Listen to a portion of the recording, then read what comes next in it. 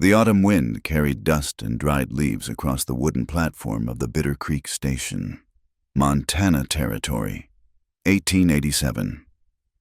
Abe Hartley stood alone among the small crowd gathering to meet the afternoon train from back east. His weathered hands fidgeted with the brim of his hat, turning it slowly as he watched the empty horizon where iron rails met endless sky. At 36, Abe cut a modest figure against the vast landscape, standing barely 5 feet 8 inches in his worn boots, with shoulders that seemed perpetually drawn inward. He looked more like a store clerk than a cattle rancher.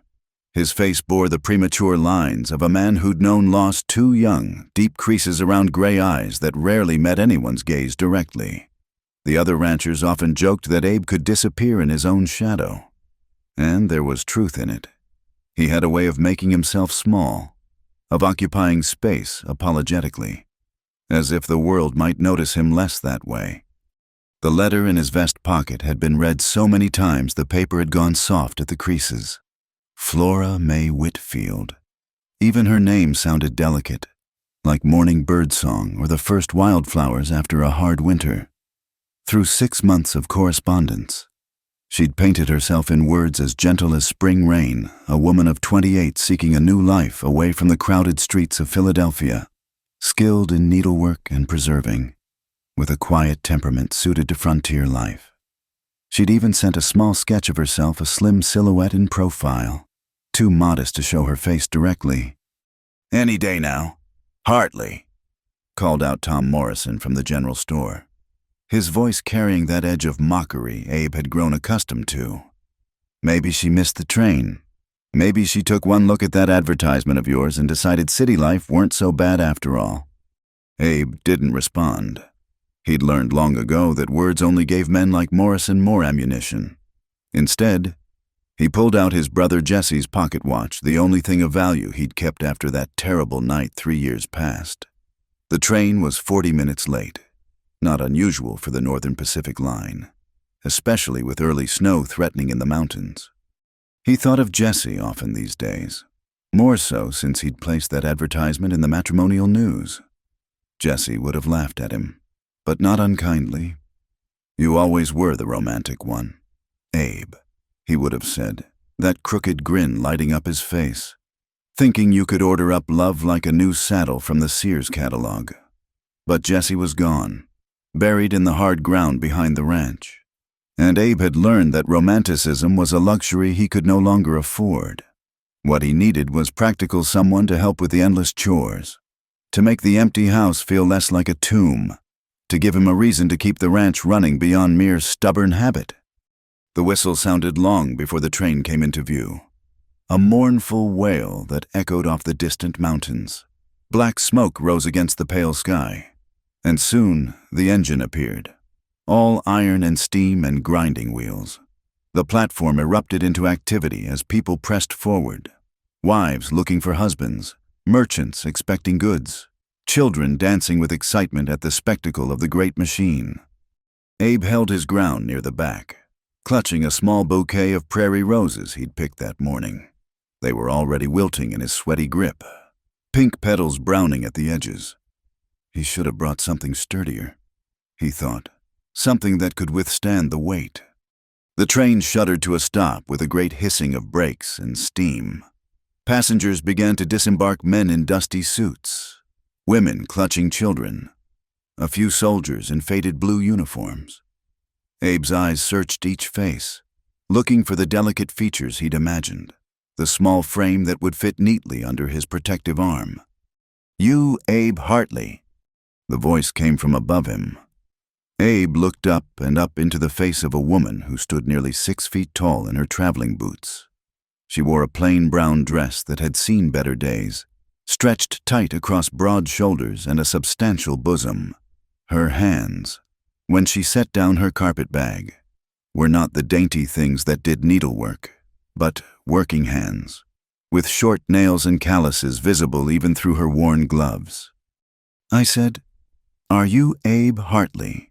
she repeated, and there was kindness in her voice despite its depth, a gentle patience that didn't match her imposing frame. Abe nodded. words failing him entirely. This couldn't be Flora May. There had to be some mistake. But even as the thought formed, he saw the truth in her eyes, the same warm brown she'd described in her letters. Like coffee with just a splash of cream, she'd written, though she'd failed to mention they were set in a face as broad and plain as a harvest moon. "I'm Flora," she said, and smiled. It transformed her face, made it almost pretty despite the strong jaw and the nose that had clearly been broken at least once. "I recognize you from your description. Average height, brown hair, quiet disposition. Though you're a mite smaller than average, I'd say." She laughed then, a rich sound that seemed to come from deep in her chest. "But then, most folks are, compared to me." The prairie roses hung limp in Abe's hand. He remembered suddenly that he was supposed to give them to her, and thrust them forward with graceless haste. She took them with surprising delicacy, bringing them to her nose even though they barely held any scent. "How lovely," she said, and seemed to mean it.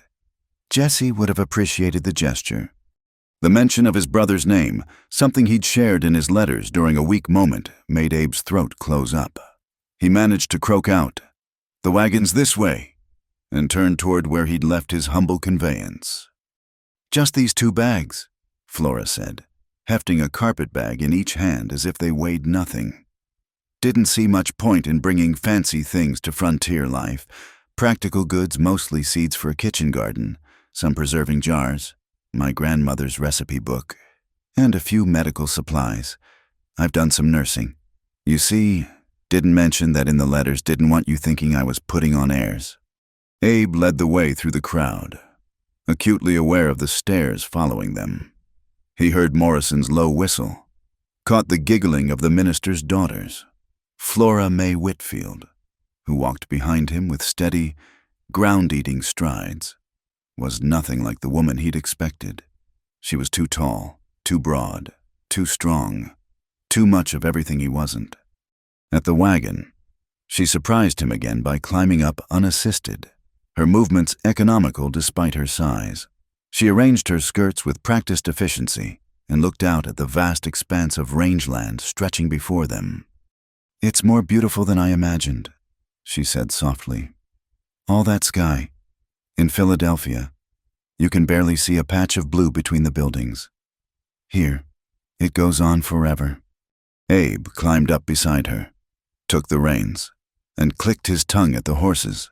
They moved forward, leaving the station and its gawking crowd behind, for a long while.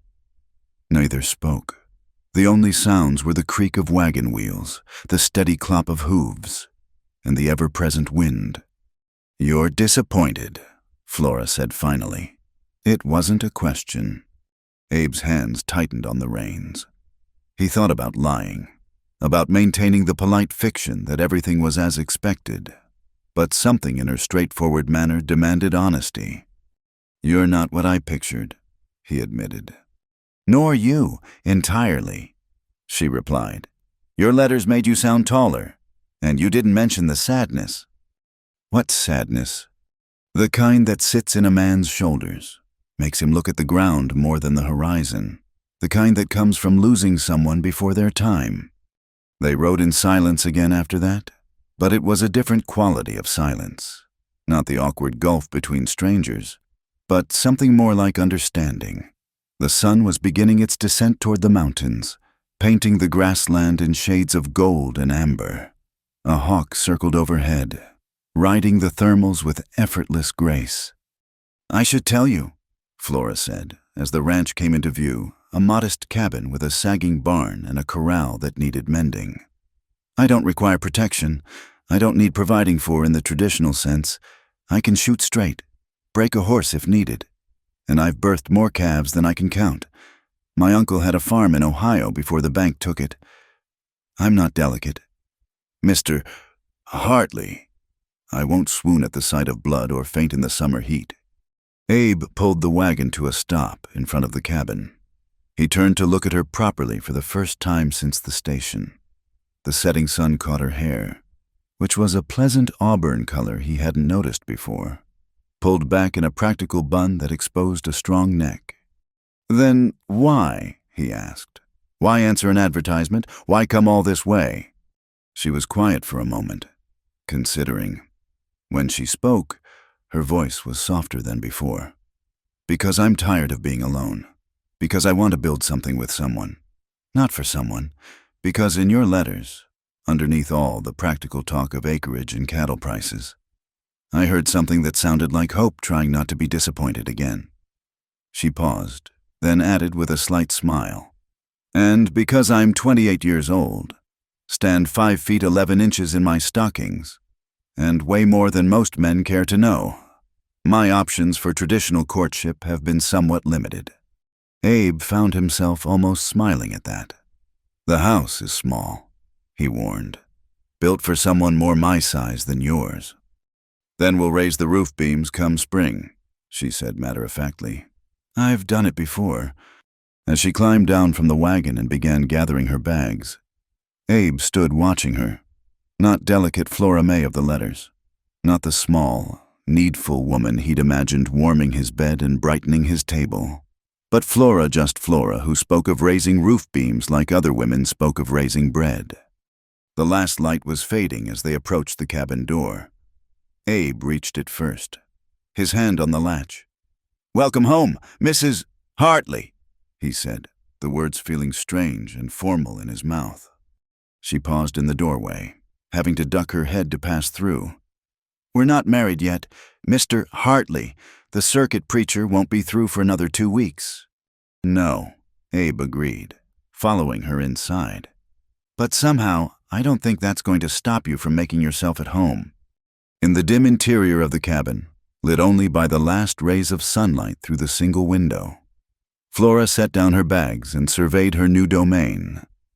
Abe watched her take in the sparse furnishings, the cold stove, the narrow bed in the corner. He waited for disapproval, for the moment when she'd realize what she'd traveled 2,000 miles to find. Instead, she rolled up her sleeves, revealing forearms as sturdy as any ranch hands. "Well then," she said, "I'd better get a fire started, and Mr.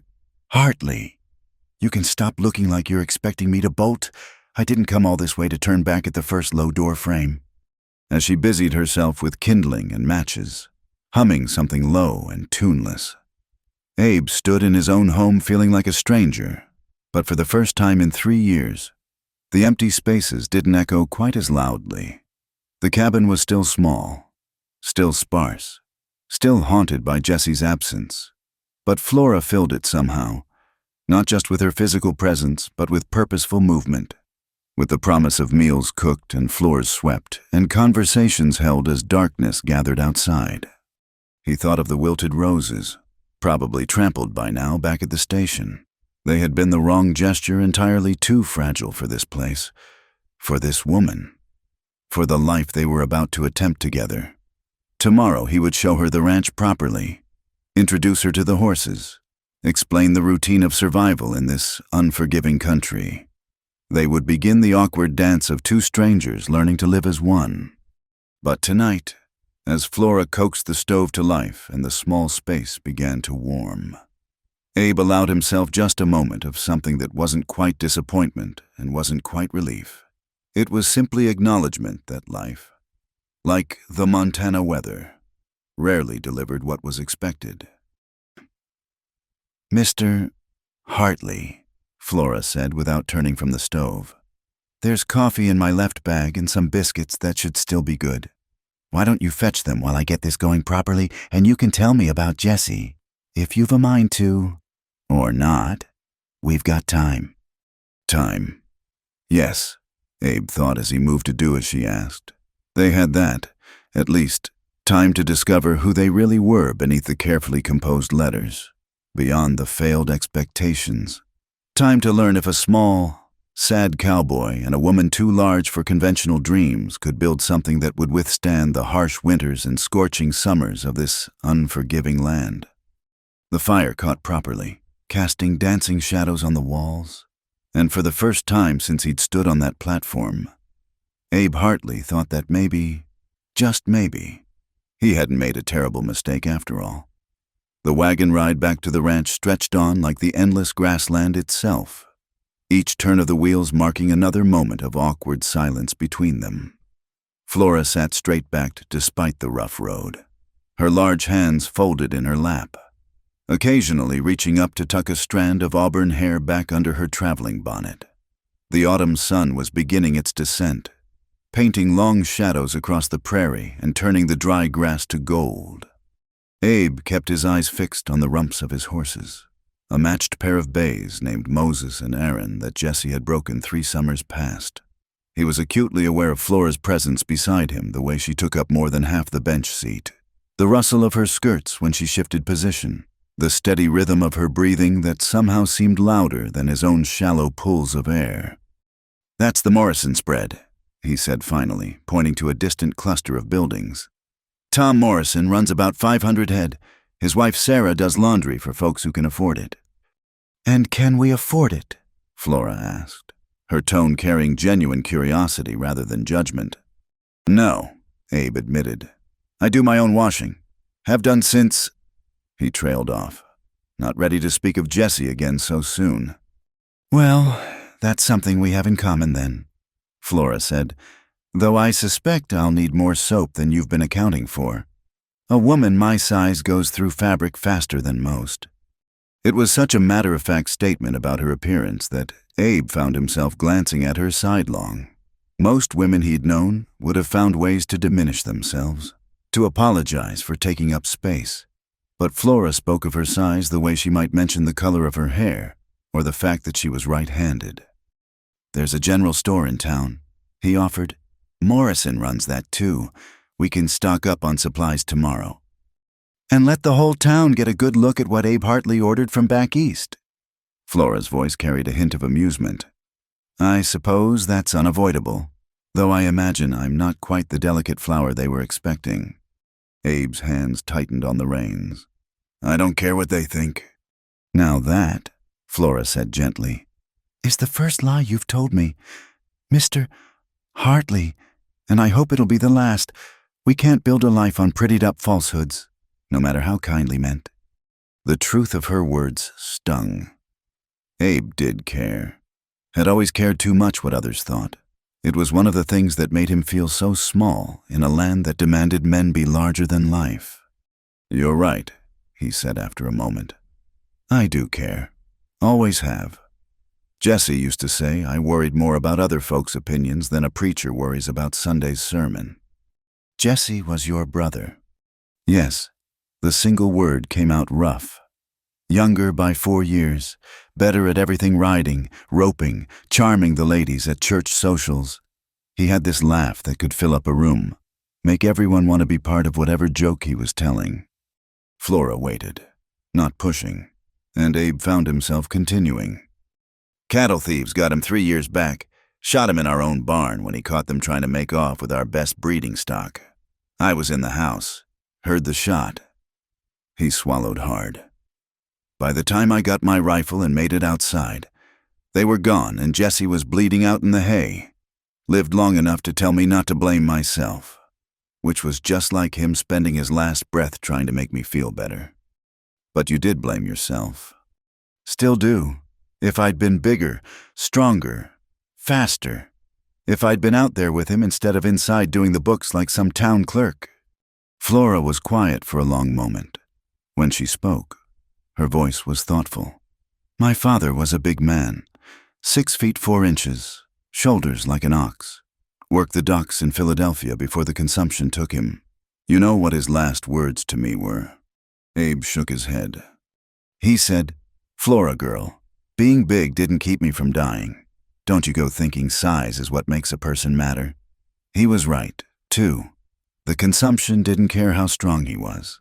Death doesn't measure a man before it takes him." They rode in silence again, but it felt different now, less strained. More like the quiet between people who understood that some truths were too heavy for constant words. As they crested a low rise, Abe's ranch came into view. He felt the familiar mixture of pride and shame at the sight. The cabin was small but solid, built with his own hands and Jesse's in better days. The barn needed new boards on the north side where winter winds had worried them loose. The corral fence listed drunkenly in places, but it was his. All 40 acres and the 100 head of cattle that grazed the back pastures. "It's not much," he said, the words automatic. "It's a start," Flora corrected. "More than many have. More than I had in Philadelphia." As they drew closer, she began asking practical questions. Where was the well? How far to the nearest neighbor? What crops did the kitchen garden grow? When did the first snows usually come? Abe found himself relaxing as he answered, grateful to speak of concrete things rather than feelings and failures. "The root cellar's behind the cabin," he explained. "Jesse dug it deep, stays cool even in summer. We've got potatoes and turnips down there, some preserves from the Morrison women that I traded for help with their fence. The well's good. Never run dry even in drought years. And the neighbors, the Jensens, are 2 miles north. Good people. Came from Norway 5 years back. Their daughter Anna helps out sometimes with mending." "How old is Anna?"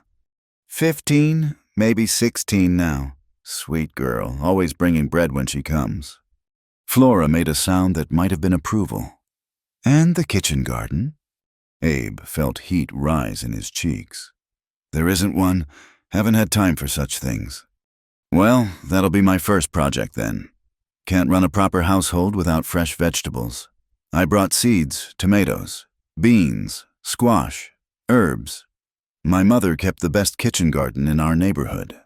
Fed half the block during the hard times after the war." The war. She said it so casually, but Abe heard the weight behind it. Everyone their age had been shaped by that conflict somehow, whether they'd fought or waited or lost or survived. They pulled up in front of the cabin as the last rays of sunlight painted the logs orange gold. Abe set the brake and moved to help Flora down, but she was already climbing off the wagon with surprising grace for someone of her size. She stood looking at her new home, hands on her hips, taking in every detail. "The door's too low," she observed. "I'll have to duck every time, and those windows are too small, barely let in any light. But the bones are good. Solid logs, proper chinking. Someone knew what they were doing when they built this." Jesse drew up the plans. Abe said he had a book from back east about cabin building, spent a whole winter reading it by candlelight. Flora moved to her carpet bags, lifting them as if they weighed nothing. "Then we'll honor his work by making it better. A house is like a living thing. Mr. Hartley, it needs to grow and change or it dies." Inside, Abe lit the oil lamp and watched as Flora took inventory of her new domain. The main room served as kitchen, dining, and living space, all in one. A large iron stove dominated one wall, with a few shelves holding dishes and supplies. A rough-hewn table with 2 chairs sat in the center. The bedroom was merely a corner sectioned off by a hanging blanket. Flora had to stoop to avoid the low beam that ran across the center of the room. She moved carefully, aware of her size in the small space, but not apologetically. When she reached up to test the beam's strength, her fingers easily wrapped around it. "We'll need to fix this come spring," she said, "but it'll hold through winter if I'm careful. Now, where do you keep the coffee? I could use something warm after that journey, and I suspect you could too." Abe showed her where things were stored, feeling strange to have someone else moving around his kitchen. Jesse had been the last person to cook here besides himself, and that had been over 3 years ago. Flora worked with practiced efficiency, finding what she needed, making do with what she couldn't find. Soon, the smell of coffee filled the small space. "You'll need to teach me your routines," she said as she worked. "When you rise, what you eat, how you like things done. I'm not here to upend your whole life. Mr. Hartley, just to share it." "I rise at first light," Abe said, settling into one of the chairs. "Coffee and biscuits if I have them. Cornbread if I don't. Check the cattle, mend what needs mending, ride the fence lines. Dinner at noon when I can manage it, supper when the work's done. Nothing fancy." "And washing, mending?" "Sundays for washing, mending when something tears bad enough I can't ignore it anymore." Flora smiled as she set a cup of coffee before him. Well, that's one thing that'll change. Can't have you representing the Hartley Ranch looking like a saddle tramp. I'll need to take measurements tomorrow, see what needs altering and what needs replacing entirely. She poured her own coffee and sat across from him. In the lamplight, Abe could see details he'd missed before, the fine lines around her eyes that spoke of laughter, the small scar on her chin, the way her hands moved with surprising delicacy despite their size. "You're staring," she said without accusation. "Sorry, it's just, you're so different from what I expected." "And what did you expect?" "Exactly, no. Don't answer that. I can guess. Someone small and helpless, who'd need protecting from all the dangers of frontier life. Someone who'd make you feel bigger than you are." The accuracy of her words made Abe shift uncomfortably. "When you put it like that, it sounds foolish." "Not foolish. Human. We all want to feel needed, Mr. Hartley. But there are different kinds of need. I don't need you to protect me from rustlers or carry me over mud puddles. But I do need companionship. I need someone to share the burden of living. I need—" She paused, seeming to choose her words carefully. "I need to not be the oddity anymore, the giant woman who scares off suitors and makes children stare.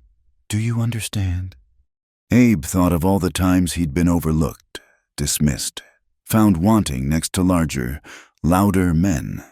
"Yes, I think I do." "Good. Then we have a place to start." She rose and moved to her bags, pulling out items and setting them on the table. A leather-bound journal, a small sewing kit, a package wrapped in brown paper that she handled with special care. "My mother's Bible," she explained, seeing his glance.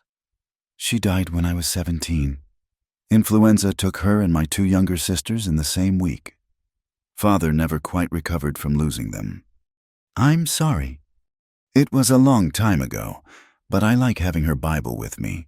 Makes me feel less alone." She looked at him directly. "May I ask you something personal? Mr. Hartley?" He nodded, though his stomach tightened with apprehension. "Do you say prayers? I don't mean to pry into your faith, but I like to know if I'll be praying alone or with company." "I used to," Abe admitted. "Haven't much since Jesse died. Figured if God was listening, he'd have warned me somehow, given me a sign to keep my brother safe." Flora considered this. "My mother used to say God's not in the business of stopping bullets or changing men's hearts by force. He just gives us the strength to carry on after—" She paused. "But I won't push. Faith's a personal thing, and grief makes its own rules." She continued unpacking practical things mostly.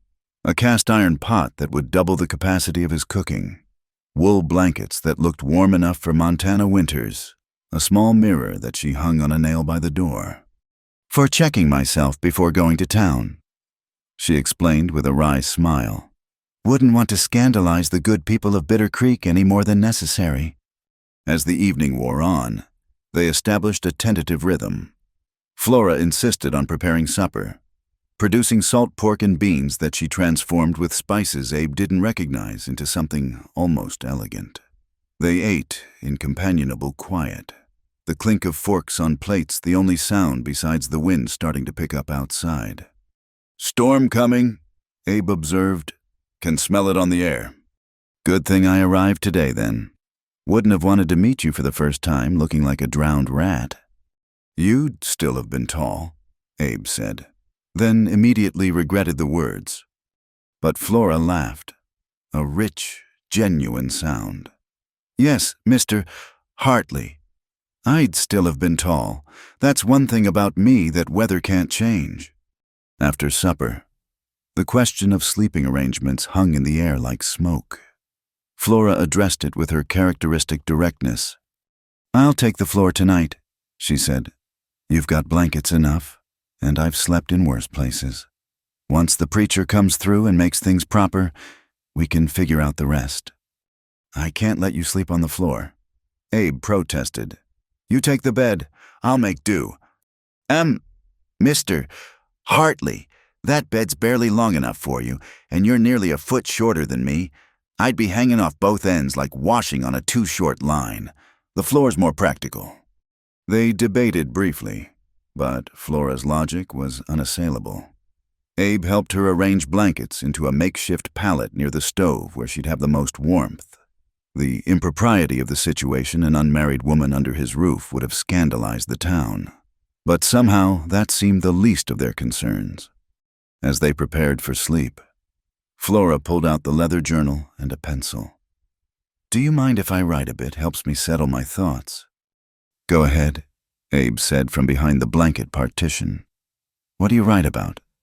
"Today I'll write about Montana. About the sky that goes on forever and the grass that moves like water in the wind. About a man who met me at the station with roses even though I wasn't what he ordered." Her voice softened. "About starting over in a place where no one knows my story yet." Abe lay in the narrow bed, staring up at the dark ceiling. Through the thin partition, he could hear the scratch of her pencil on paper, the occasional shift of her weight on the floorboards.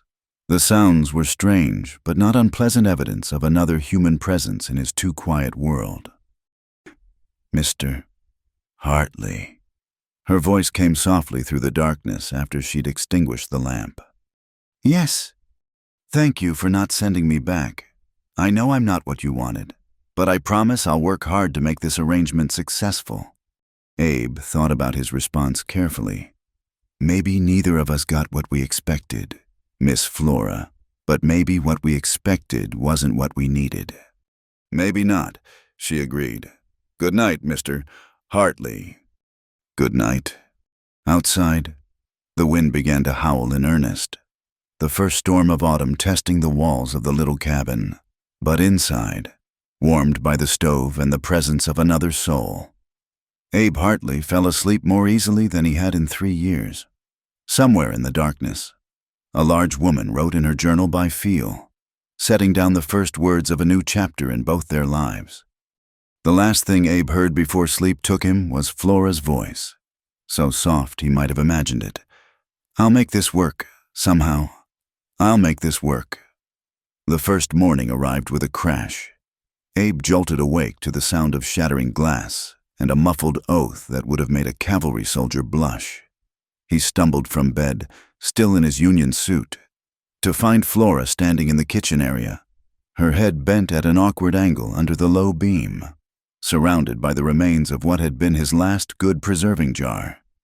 "I'm so sorry," she said, not moving from her hunched position. "I stood up too quick and forgot about—" She gestured helplessly at the beam that was currently pressed against the back of her skull. "Don't move," Abe said, crunching across the broken glass in his bare feet. "Let me get the broom." "Your feet. I've had worse." He retrieved the broom from its corner, noting how Flora had to shuffle sideways to let him pass in the narrow space. "Can you step back toward the door? Careful now." She moved with the deliberate care of someone who'd learned through painful experience to be aware of every inch of their body. Once clear of the beam, she straightened slowly, one hand rubbing the back of her head. "That's going to leave a goose egg," she muttered. "First morning in my new home, and I'm already breaking things." "It's just a jar," Abe said, sweeping up the glass. "Though it was the last one. I'll need to get more from Morrison's store." Flora's face flushed deeper red. "I'll pay for it, and I'll learn where all the low spots are. I promise. Back home, I had all the danger spots memorized: the door frame into the parlor, the lamp in the front hall, the chandelier at Mrs. Peterson's boarding house that caught me every blessed time." As she spoke, she moved around the small kitchen with exaggerated care, starting coffee and pulling out the salt pork for breakfast. Abe watched her navigate the space like a draft horse trying to work in a pony stall. Everything was just slightly too low, too narrow, too small. When she reached for the coffee pot on the high shelf, she didn't need to stretch. When she bent to tend the fire in the stove, her back curved at an uncomfortable angle. "We don't have to wait for spring," Abe said suddenly. "To raise the beams. I could get started on it sooner." Flora paused in her work. "That's kind of you to offer, Mr. Hartley, but I won't have you rebuilding your home on my account. I'll adjust. Jesse wouldn't want you hitting your head every morning, Abe said, then wondered why he'd invoked his brother's name. Jesse sounds like he was a thoughtful man, Flora replied gently. But this is your home, not his. What do you want? It was such a simple question, but Abe found he had no ready answer. For 3 years, he'd lived according to what Jesse would have wanted, what the ranch needed, what the town expected. His own wants had gotten buried somewhere beneath duty and grief, and the daily struggle to keep going. I want, he said slowly, to drink my coffee without watching you worry about standing up straight. Flora smiled then, the expression transforming her plain features. Well then, we'd better eat a good breakfast. Rebuilding takes energy. But the day's challenges were only beginning. After breakfast, Flora insisted on doing the dishes, only to bang her elbow repeatedly on the too-low sideboard. When she went to make the bed, she had to work on her knees to avoid the slanted roof over the sleeping corner. The morning trip to the outhouse required her to duck through not one but 2 doorways, and Abe heard her mutter something distinctly unladylike when her hair caught on a splinter.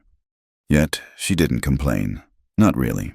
Instead, she developed a kind of choreographed movement through the space, a dip here, a sideways turn there, her body constantly adjusting to fit into a world built for smaller people. She made notes in her journal, sketching out the cabin's layout and marking danger spots with little X marks. Like a treasure map, she explained when Abe asked, only instead of gold, I'm marking where not to crack my skull. By midday, she'd already accumulated several bruises and a small cut on her forehead from a nail that protruded just far enough from a beam to catch the unwary. Abe found himself wincing every time she moved, waiting for the next collision. Stop that, she said over their noon dinner of leftover beans and fresh cornbread she'd somehow managed to bake despite everything. Stop what? Looking at me like I'm about to shatter. I'm not made of china. Mr. Hartley, I'm more like cast iron. Might chip a little, but it takes a lot to break me. You're bleeding, he pointed out, gesturing to the cut on her forehead. She touched it absently, her fingers coming away with a smear of red. So I am. Have you any medical supplies? I brought some with me, but they're still packed. Abe fetched his small collection of bandages and carbolic, watching as she cleaned the wound with practiced efficiency. You really did do nursing work. During the war, yes, learned more about the human body than any proper lady should know, but proper ladies weren't much use in the field hospitals. Her voice carried old memories. That's where I met my fiancé. Actually, former fiancé. Abe's hand stilled on his coffee cup. She'd never mentioned a fiancé in her letters. He was brought in with a belly wound. Flora continued, her tone matter of fact. Took weeks to heal, and I was the one who tended him most days. He said he fell in love with my gentle hands. She laughed, but there was no humor in it. Funny how gentle hands didn't matter so much when he saw the rest of me in daylight. Took one look at me standing at my full height and suddenly remembered he had a sweetheart waiting back in Virginia. He was a fool, Abe said quietly. Perhaps, or perhaps he was just honest. Most men want a woman they can protect, not one who can carry them to safety if needed. She finished with the bandage and began clearing the dishes. What about you, Mr. Hartley?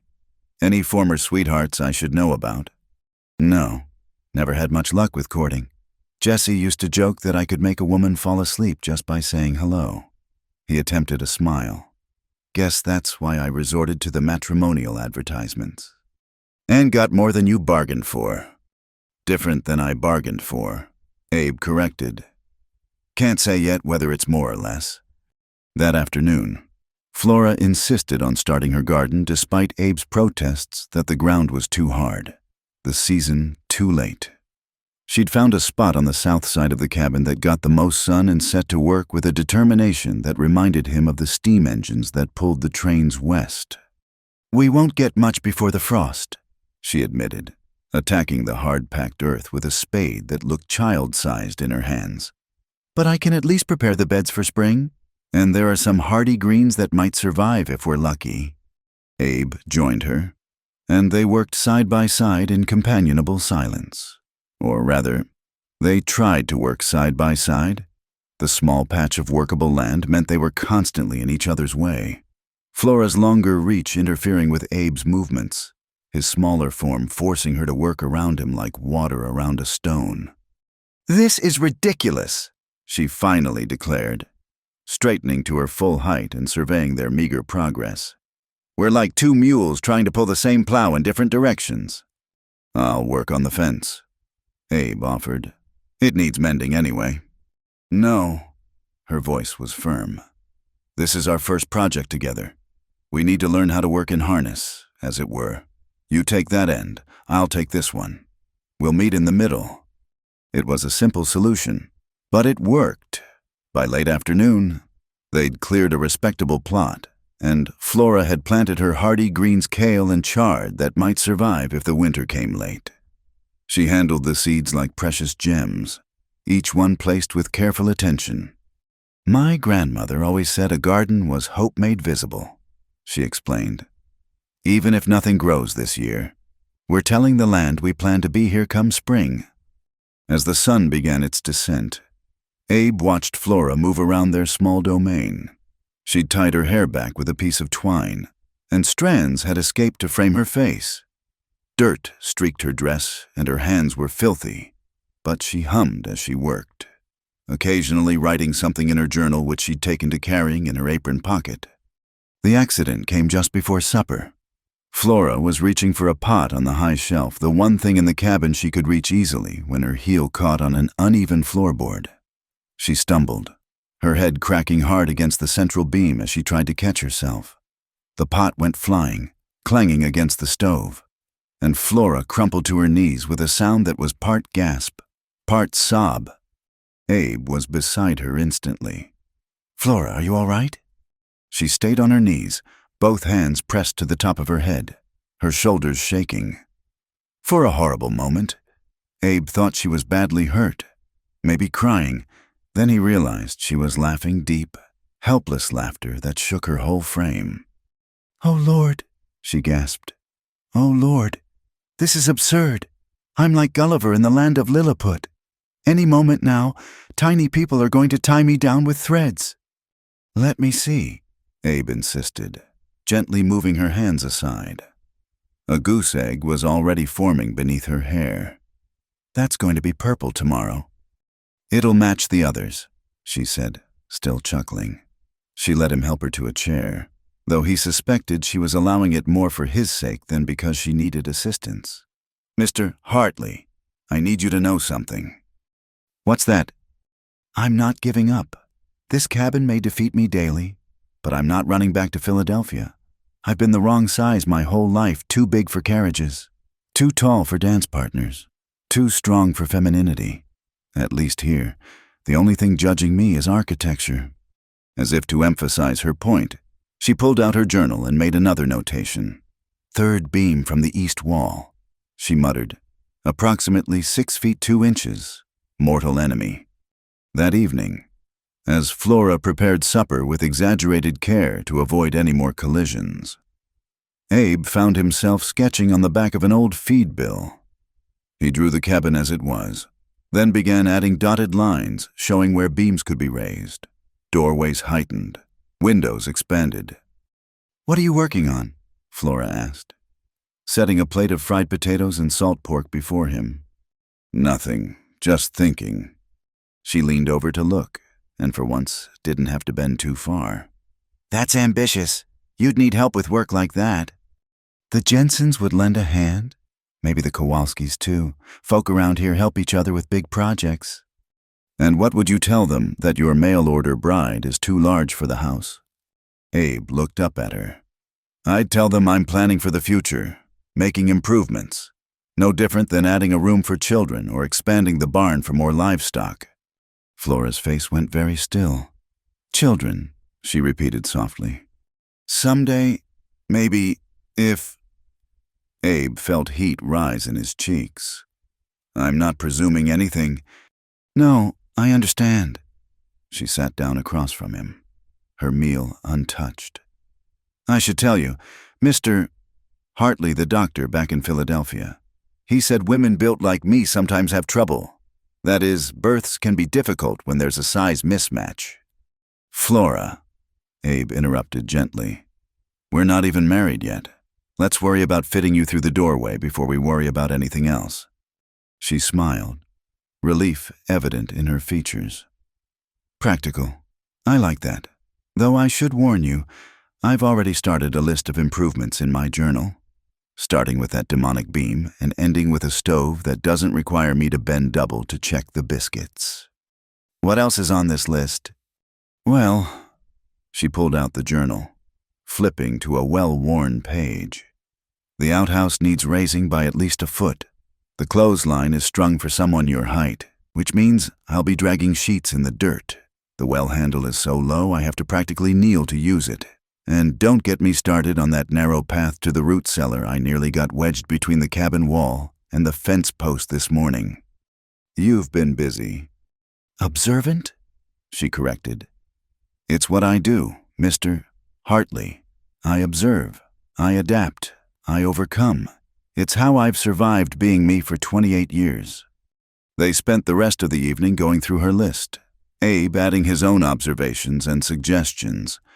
It was the longest conversation they'd had since her arrival, flowing as naturally as water once they found the channel of practical concerns to follow. When it came time for sleep, Flora prepared her pallet on the floor without complaint, though Abe noticed she positioned herself differently than the night before, trying to find a spot where she could stretch out fully without hitting either wall or furniture. "This is temporary," he said from behind the partition. "Once we're married proper, we'll figure out better arrangements." "I know," came her reply. "To be honest, Mr. Hartley, this floor is still more comfortable than the train seats I've been sleeping on for the past week. At least here I can lie flat, even if I do have to do it diagonal." "Flora." "Yes." "I'm glad you're not giving up." There was a long pause before she answered. "So am I, Mr. Hartley. So am I." Later, in the darkness, Abe heard the familiar scratch of pencil on paper. Flora was writing in her journal again, probably adding to her list of improvements or noting new bruises to avoid tomorrow. But then he heard her voice, very soft, apparently reading what she'd written. "Day 2 in Montana. Collected 7 new bruises, 1 cut, and 2 goose eggs, but also planted seeds, made plans, and discovered that Abe Hartley has architecture books hidden under his bed.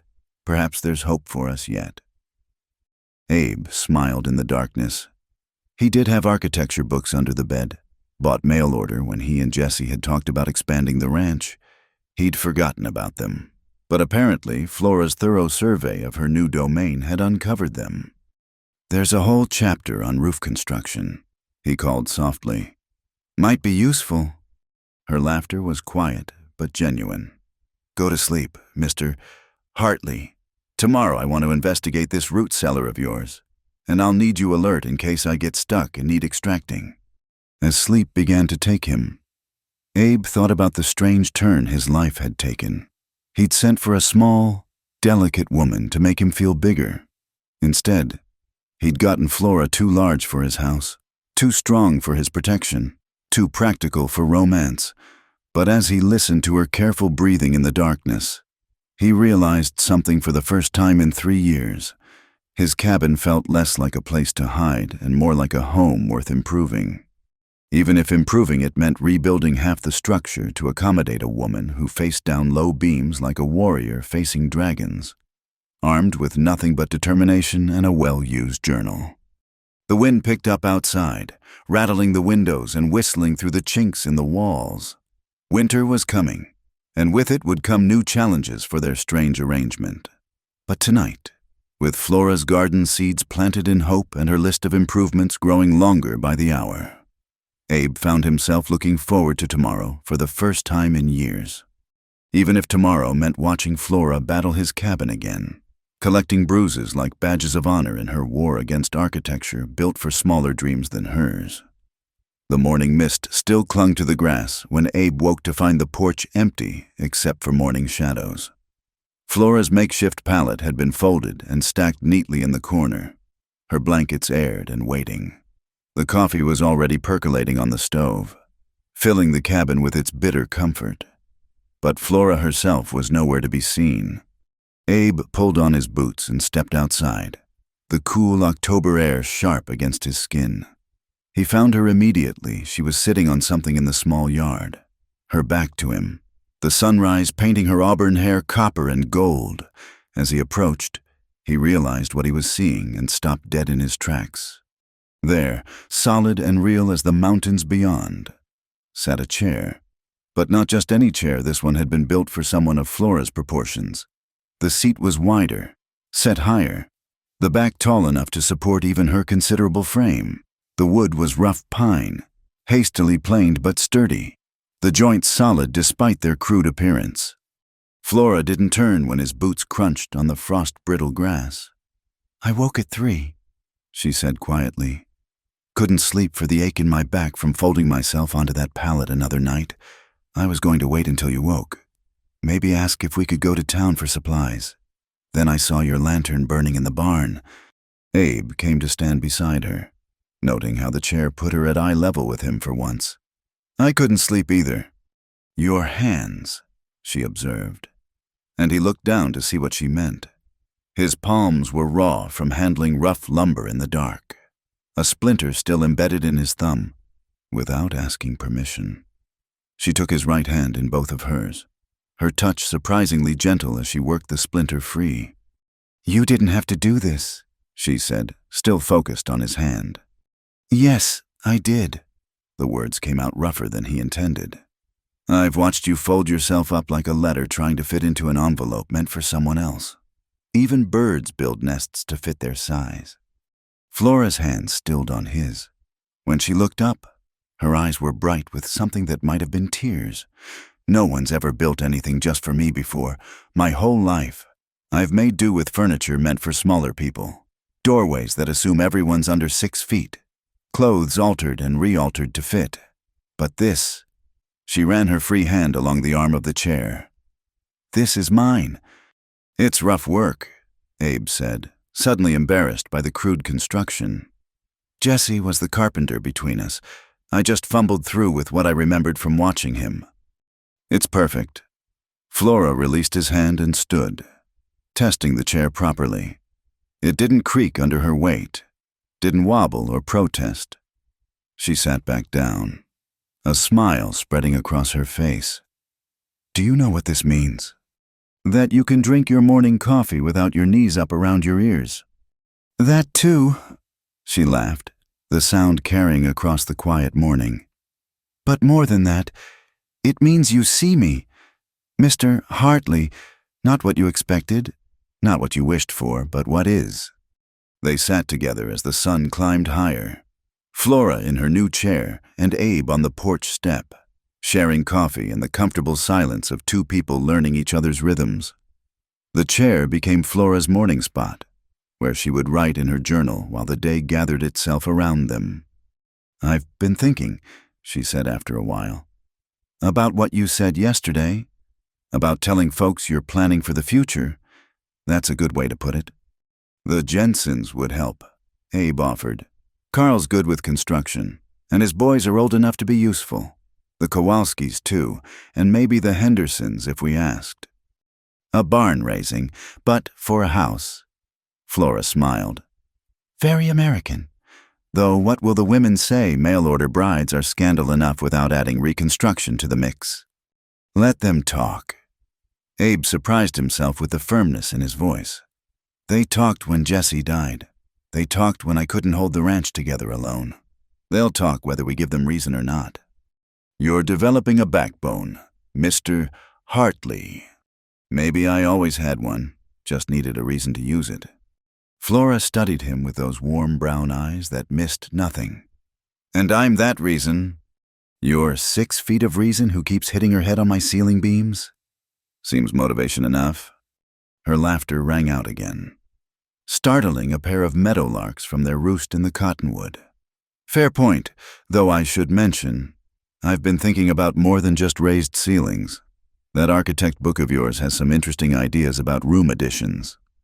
Already planning expansions, and we haven't even fixed the original structure. I'm a forward thinker. It's what happens when you spend your life not fitting, you start imagining spaces where you might. They spent the morning making plans, sketching rough drawings on the back of old feed bills. Flora had indeed studied his architecture book thoroughly, understanding more of the technical aspects than Abe had expected. She suggested practical improvements, a summer kitchen addition to keep heat out of the main house, windows positioned to catch cross breezes, a covered porch that would extend the living space. You've given this considerable thought, Abe observed. I've had 3 nights of lying on that floor, staring at your ceiling. A person's mind wanders. She pointed to a section of their sketch. If we extend the roof line here, we could add a proper bedroom, one where both of us could stand upright. The implication of both of us hung in the air. The circuit preacher was due any day, and then their arrangement would be official. They'd been dancing around this reality, 2 polite strangers sharing space but not yet a life. Flora, Abe began, then stopped, unsure how to proceed. Yes. When the preacher comes, that is, if you're still willing. Are you trying to propose to me, Mr. Hartley? Because traditionally, that happens before the bride travels 2,000 miles. He flushed. I suppose I'm trying to make sure you still want this. Now that you've seen the place, met me proper, you could still change your mind. I'd understand. Flora set down her pencil and folded her hands in her lap. Do you know what I see when I look at you? Abe Hartley. He shook his head. I see a man who spent all night building a chair for a woman he barely knows because he noticed she was uncomfortable. I see someone who loved his brother so much that his absence still shapes every day. I see hands that work hard, eyes that notice details, and a heart that's been broken but hasn't stopped beating. She paused. And I see someone who looks at me like I'm a person worth accommodating, not a problem to be solved or a joke to be endured. You're not a joke, Abe said firmly. No, but I've been treated as one often enough. Do you know what my last suitor said when he ended our courtship? He told me I'd make a fine wife for a circus strongman. But he had more delicate tastes. Her voice carried old hurt worn smooth by time. At least he was honest, I suppose. He was a fool. The second one today. According to you, at this rate, you'll have condemned half of Philadelphia by week's end. If they couldn't see your worth, then yes, they were all fools. Flora's expression softened. And what is my worth, Mr. Hartley? Abe thought carefully before answering. You're strong enough to lift a grown man, but gentle enough to remove a splinter without causing pain. You're practical enough to make lists of house improvements, but romantic enough to plant seeds in October because you believe in spring. You're big enough to make my cabin look like a child's playhouse, but careful enough to move through it without breaking more than 1 jar. He met her eyes. Your worth can't be measured in inches or pounds. Flora, it's in how you see the world and decide to make it better. The silence stretched between them, heavy with things unsaid. Then Flora reached across the small table and covered his hand with hers. When the preacher comes, she said quietly, I'll be willing. They were interrupted by the sound of approaching hoofbeats. Abe recognized Carl Jensen's gray mare before the rider came into view. The Norwegian farmer pulled up near the porch, his weathered face breaking into a smile when he saw Flora in her new chair. Good morning, Abe, and this must be Miss Flora. My Anna has been talking of nothing else since she heard you had arrived. Flora stood to greet him, and Abe watched Carl's eyes widen slightly at her full height. But the farmer recovered quickly, dismounting to shake her hand properly. Pleased to meet you, Mr. Jensen. Abe speaks highly of your family. As he should. We're good neighbors. Carl's eyes took in the crude but sturdy chair, the sketches spread on the small table. Planning improvements. A few. Abe admitted. Actually, I was hoping to talk to you about that. Come spring, we're thinking of raising the roof beams, maybe adding on a room or two. About time, Carl said with typical Norwegian bluntness. This cabin was built for one man hiding from the world. Now you have two people ready to live in it. He looked at Flora with approval. My Ingrid will want to meet you. She doesn't speak much English yet, but she makes herself understood. And Anna, well, you'll have to forgive my daughter. She's of an age where everything is either wonderful or terrible, with no middle ground. I remember being 15, Flora said. Everything felt too big or too small, never quite right. For you, I imagine that was especially true. Carl's comment was matter-of-fact rather than unkind. But you seem to have found your place now. After Carl left, promising to return with his family for a proper visit soon, Flora returned to her chair. She picked up the architecture book, running her fingers along the spine. He didn't stare, she said quietly. Oh, he noticed. But he didn't stare, just acknowledged and moved on. Is that common here? Folks out here judge more on what you do than how you look. Can you work? Can you be counted on? Do you help your neighbors? That's what matters. Then I think I'll do well here. She opened the book to a marked page. Now, about this summer kitchen idea.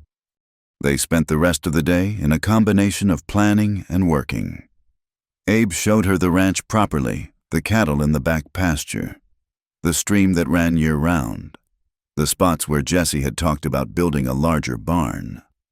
Flora asked practical questions about water rights, grazing patterns, market prices for beef. Her understanding of the business surprised him until she mentioned her uncle's farm in Ohio. I wasn't just decorative help, she explained as they walked the fence line. Uncle Theodore believed everyone should know how to run a farm, even the women. Land doesn't care if you're wearing trousers or skirts. He used to say, it demands the same respect either way. Sounds like a wise man. He was stubborn as a mule and twice as tough, but wise. He'd have liked you. I think you have the same way of looking at things, seeing what is, but imagining what could be. As afternoon shadows grew long, they returned to find a package waiting on the porch. Mrs. Henderson from 2 miles south had left a basket of preserves and fresh bread, along with a note in careful script welcoming Flora to the area. And she didn't even see me yet, Flora marveled, holding the note like it was precious. Just heard I was here and decided to be neighborly. That's Sarah Henderson for you. Her husband drinks too much and works too little, but she holds that family together with pure determination and pickled beets. Should we visit, return the basket? In a few days, let her curiosity build a little. By then, half the county will have heard about you, and Sarah can report back with full details. Flora laughed. You're more strategic than you let on, Mr. Hartley, playing the social game from a distance. Jesse always said I thought too much and acted too little. Maybe he was right, but thinking has its uses. That evening, as Flora prepared supper using Mrs. Henderson's bread as a base for a hearty meal, Abe found himself watching her work. She'd adjusted to the kitchen's limitations, developing a system of movements that minimized collisions. She still hit her head occasionally, but now she just absently rubbed the spot and continued on. You're staring again, she said without turning around. Sorry, just thinking. About how different this is from what I imagined, but also better, different better. Flora turned, spoon in hand. I know what you mean. I came here expecting to shrink myself down, to try to fit into whatever space was offered. Instead, you're trying to make the space fit me. She gestured toward the chair visible through the window. That's not what I imagined either. What did you imagine? Honestly, a man who would tolerate me in exchange for cooking and cleaning, maybe share a bed out of duty, have children if we were blessed, grow old in quiet resentment. She turned back to the stove. I didn't imagine chairs built in the dark, or conversations about architecture, or someone who would publicly claim they were planning for the future with me. That's a lonely vision. It was a practical one. A woman like me can't afford romantic dreams. Mr. Hartley, we take what we can get and try to be grateful. Maybe that was true in Philadelphia, but this is Montana. We do things different here. So I'm learning. After supper, they sat on the porch despite the cool evening air. Flora had her journal, Abe his pipe. The stars were beginning to show, brilliant in the clear sky. "Read me something," Abe said impulsively. "From your journal, not the private parts, just something." Flora considered, then flipped back a few pages. "October 3rd, she read. "The sky here has no end. It rolls out like God's own canvas, painted with clouds that have never seen city smoke. I understand now why they call it Big Sky Country. Everything here is oversized: the mountains, the plains, the dreams people carry. Perhaps I was always meant for a place like this, where being large isn't a deficiency but a necessity, where the horizon is too far away to feel confined." She closed the journal. "That was my first night here, before I knew about low beams and narrow doorways." "But after you knew about the sky." "Yes, after I knew about the sky." She stood, stretching carefully to avoid the porch roof. "I should prepare for bed. Tomorrow we should visit Morrison's store, face the lions in their den. Are you ready for that?" Mr. Hartley, I've been stared at my whole life. At least here, they're staring at something new. The mail-order bride who came out wrong." It's almost refreshing to be a different kind of curiosity. As she went inside, Abe remained on the porch, thinking tomorrow would bring new challenges, new stares, new whispers. But tonight, Flora May Whitfield sat in a chair built just for her, planning a future in a house that would be rebuilt to fit her dreams. It wasn't what either of them had ordered from that matrimonial advertisement, but maybe, just maybe, it was what they both needed. The sound of Flora's pencil scratching in her journal drifted through the window. Still writing, still documenting, still believing in tomorrow. Abe knocked out his pipe and went inside, careful to duck under the beam she'd marked with a small X in chalk, her warning system for them both. "Good night, Flora," he called softly. "Good night, Abe. Thank you again for the chair. Thank you for staying to use it." Her quiet laugh was the last thing he heard before sleep took him. Tomorrow would come with its challenges. But tonight, in a too-small cabin with a too-tall woman and a morning man slowly remembering how to hope, something that might be happiness had taken root, like Flora's October seeds. It would need tending to grow, but the soil, finally, felt ready. The commotion started just after dawn.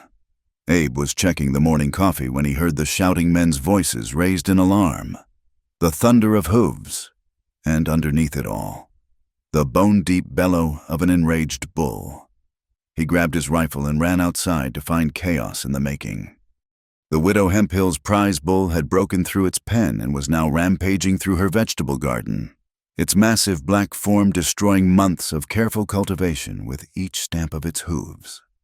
6 men had already gathered, ropes in hand, but they might as well have been trying to lasso a locomotive. "Damn beast's gone mad," Tom Morrison shouted, dancing back as the bull swung its heavy head in his direction. "Been bellowing and charging since before sunrise." The widow herself stood on her porch, gray hair wild around her face, wringing her hands. "My cabbages, my winter stores. Someone do something." More neighbors arrived: Carl Jensen and his eldest boy, Eric, the Kowalski brothers, even Reverend Wade. Though what a man of God intended to do against a ton of angry beef was anyone's guess. They formed a loose circle, trying to contain the animal, but every approach sent it into fresh fury. "We need more men," Morrison declared. "Someone ride to the Henderson place. Or maybe you need one woman." The voice came from behind them. Flora stood at the edge of the garden, having walked over when she heard the commotion. She wore her everyday dress and apron. her hair still in its morning braid. In the early light, with the dust swirling around the chaos, she looked like something out of an old painting calm amid the storm. "Get back," Miss Morrison commanded. "This ain't no place for women folk." Flora ignored him entirely. Her eyes were fixed on the bull, studying its movements with an intensity Abe recognized from when she was solving problems in the cabin. "How long has he been like this?" she asked the widow. "Since yesterday evening," Mrs. Hemphill quavered. "Wouldn't eat, wouldn't settle. Then this morning he broke clean through the fence like it was paper." Flora nodded slowly. "Mr. Hartley, might I borrow your kerchief?" Abe handed it over without question, though he moved closer to her, rifle still ready. "Flora, what are you thinking?" "I'm thinking that Bull's not mean. He's hurting. Look at how he favors his left rear leg. See how he shakes his head. Something's wrong." She tied the kerchief around her throat, then began walking forward with measured steps.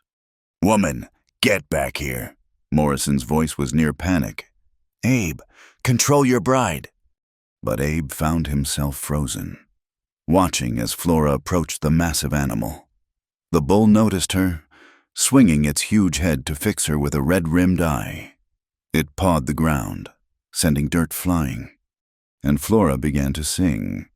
It wasn't any song Abe recognized, something low and wordless, rising and falling like wind through wheat. Her voice was deeper than most women's, richer, and it carried across the ruined garden with a strange power. She kept walking, slow and steady, her hands visible but relaxed at her sides.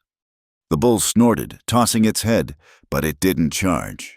"Shh, now," Flora murmured between verses of her wordless song. "Shh, now. Big fellow, I know. Something's wrong, and these men with their ropes and shouting aren't helping. Are they—" She was close now, close enough that one swing of those horns could end her life. Every man present held his breath.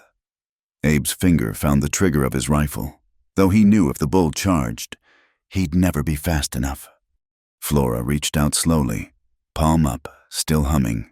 The bull's ears flicked forward, back, forward again. Then, incredibly, it lowered its massive head and let her touch its neck. "There now," she crooned, running her hand along the animal's sweat-darkened hide. "There's a good boy. You're not mean at all. Are you just hurting?" Her free hand moved along the bull's side. Feeling carefully, the animal stood still as a statue, occasional shivers running through its flesh. When her hand reached its left flank, the bull let out a sound that was almost a whimper. "Found it," Flora announced calmly. "Infected wound, feels like, maybe from wire, maybe a nail. It's festering something awful. No wonder you're half mad with pain." She looked back at the circle of stunned men. "I'll need carbolic, clean cloth, and a sharp knife. Also, someone should prepare a stall with fresh straw. He'll need to be kept quiet while this heals." "You're not seriously thinking of doctoring that beast?" Morrison protested. "Would you rather shoot him fine animal like this? Worth what, $150? $200 all for want of basic medical care?" Flora's tone was mild, but her eyes were steel. "Mrs. Hemphill, the supplies." The widow scurried inside, returning with what Flora had requested. The men watched in continued amazement as Flora, still humming occasionally, cleaned and tended the wound. The bull stood patient as a milk cow, occasionally turning its head to watch her work. "How?" Carl Jensen finally asked what everyone was thinking. "My uncle kept bulls," Flora said, not pausing in her ministrations. "Holsteins, mostly, but we had one Jersey bull who was meaner than sin until you sang to him. Uncle Theodore said I had the touch. Really, it's just about being calm and meeting them where they are." She tied off the bandage with efficient movements. "Animals know when you're afraid. They also know when you're trying to help." She stepped back, wiping her hands on her apron. The bull stood quiet, the madness gone from its eyes. When Eric Jensen approached cautiously with a rope, the animal allowed itself to be led away with only a token resistance. "Well, I'll be damned. Morrison muttered. Then, remembering the Reverend was present. Begging your pardon, preacher. Reverend Wade was staring at Flora with something like awe. No pardon needed. Tom, I think we've just witnessed something close to a miracle. Flora laughed, the sound startling in the post-crisis quiet. No miracle. Reverend, just farm sense and a steady hand, though I'd appreciate your prayers that the wound heals clean. Infection's a devil to fight in animals this size. As the crowd began to disperse, each man finding reasons to walk close to Flora, to offer thanks or amazement, Abe noticed something. She stood tall among them, taller than most, and not one seemed to notice or care. They looked at her with respect, even admiration. Tom Morrison, who'd spent years making snide comments about Abe's weakness, actually tipped his hat to her. Your man's lucky, Morrison said gruffly to Abe as he passed. Woman who can handle a bull like that can handle anything. Mrs. Hemphill was more effusive, clutching Flora's hands with tears in her eyes. You saved him. You saved my Alfred's bull. He bought that animal just before he passed, said it would see me through. She looked at her ruined garden with a shaky smile. Gardens can be replanted, but that bull, it's all I have left of him. I understand, Flora said gently. We hold tight to what remains. But Mrs. Hemphill, you should have that wound looked at daily. I can come by, or young Anna Jensen. She's got gentle hands and a good way with animals. As they walked home, Abe found himself struggling for words. What did you say to a woman who just stared down a raging bull and made it bow to her touch, who'd done what 6 grown men couldn't, not with strength but with understanding? You're being quiet, Flora observed. Are you upset? Upset? Abe stopped walking. Flora, that was dangerous, foolish, unladylike. She supplied the words with a wry smile. I've heard them all before. I was going to say amazing. Her smile faltered, replaced by something more vulnerable. Oh, you could have been killed. So could those men, charging at him with ropes and fear. Fear makes everything worse, Mr. Hartley. Animals know it, feed on it. Sometimes the bravest thing is to be calm.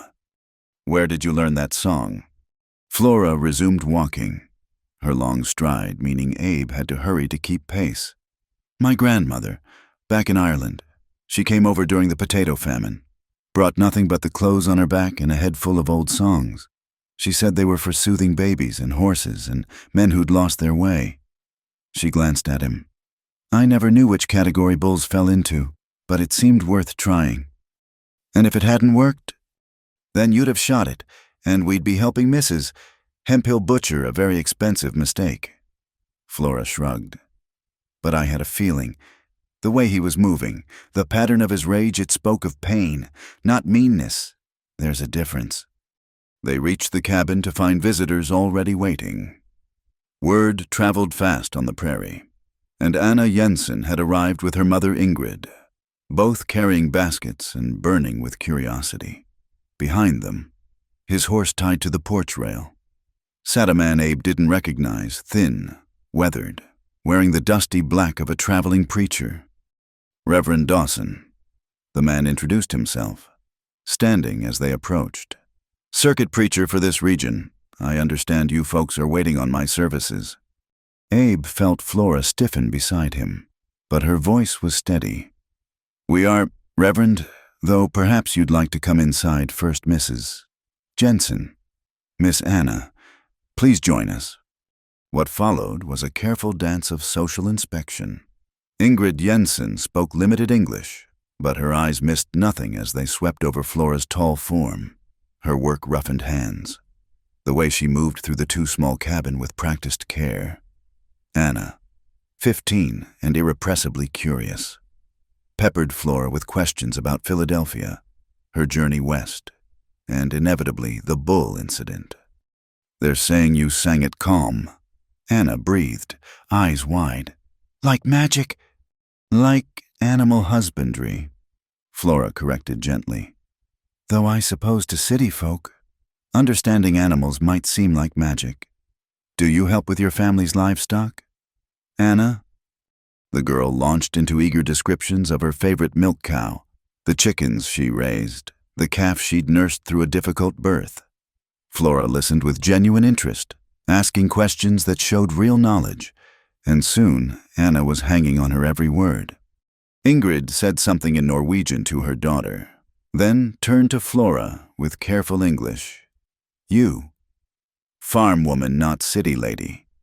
Both, Flora answered. Raised on a farm in Ohio, lived in Philadelphia these last 10 years, but farm bread is farm bread. Mrs. Jensen, it never quite leaves you. Ingrid nodded approvingly and said something else in Norwegian that made Anna giggle. Mama says you'll do fine here. She says any woman who can calm a bull can certainly handle a husband. Abe felt heat rise in his cheeks, but Flora laughed. Tell your mother I appreciate the vote of confidence. Reverend Dawson had been quiet through this exchange, but now he cleared his throat. If I might speak with the couple privately. The Jensen women took their leave with promises to return, Anna extracting a promise from Flora to teach her the bull-calming song. Once they were gone, the Reverend studied Abe and Flora with sharp eyes. I've already heard quite the story in town. He said, a mail-order bride too tall for doorways, a bachelor building furniture in the night, and now a woman who tames savage beasts with Irish lullabies. You two are causing quite a stir. Not our intention, Abe said stiffly.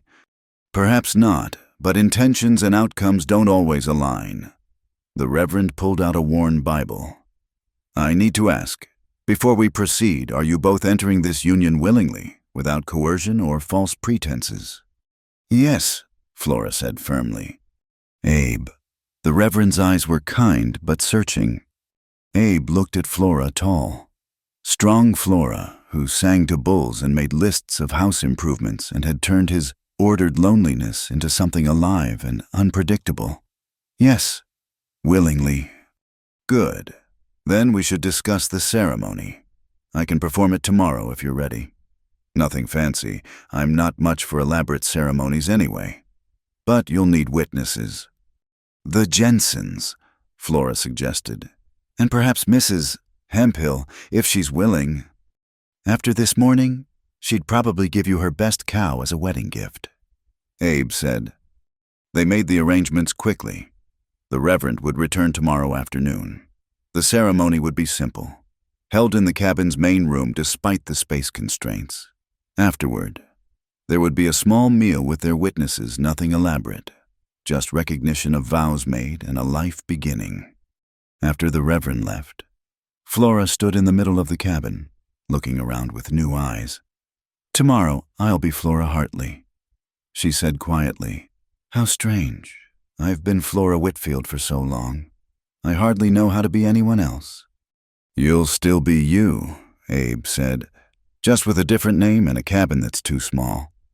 A husband who builds chairs in the dark and a reputation for bull whispering. She smiled, but there was nervousness in it. What are we doing, mister? Hartley. Getting married, apparently. But why you could send me back? Find someone more suitable. Someone who fits through doorways without ducking. Someone who doesn't cause spectacles in vegetable gardens. Abe thought about his answer carefully. Maybe because I don't want someone who fits. I've spent 3 years fitting into the space Jesse left behind, trying to be what he would have been. Maybe it's time to build something new, something that's ours, not his or anyone else's. Flora moved to her chair. She'd already claimed it as hers in his mind and sat down. I came here prepared to make myself smaller, to apologize for my size, my strength, my inability to be delicate. But you don't ask that of me. No, I ask you to be yourself, to sing to bulls if they need it, to tell me when door frames are too low, to plant seeds in October because you believe in spring. And in return, be patient with me. I'm not good at sharing space, at being partnered.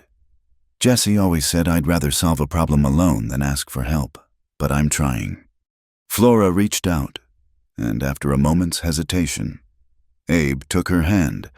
Her fingers were strong, calloused from work, but gentle in their grip.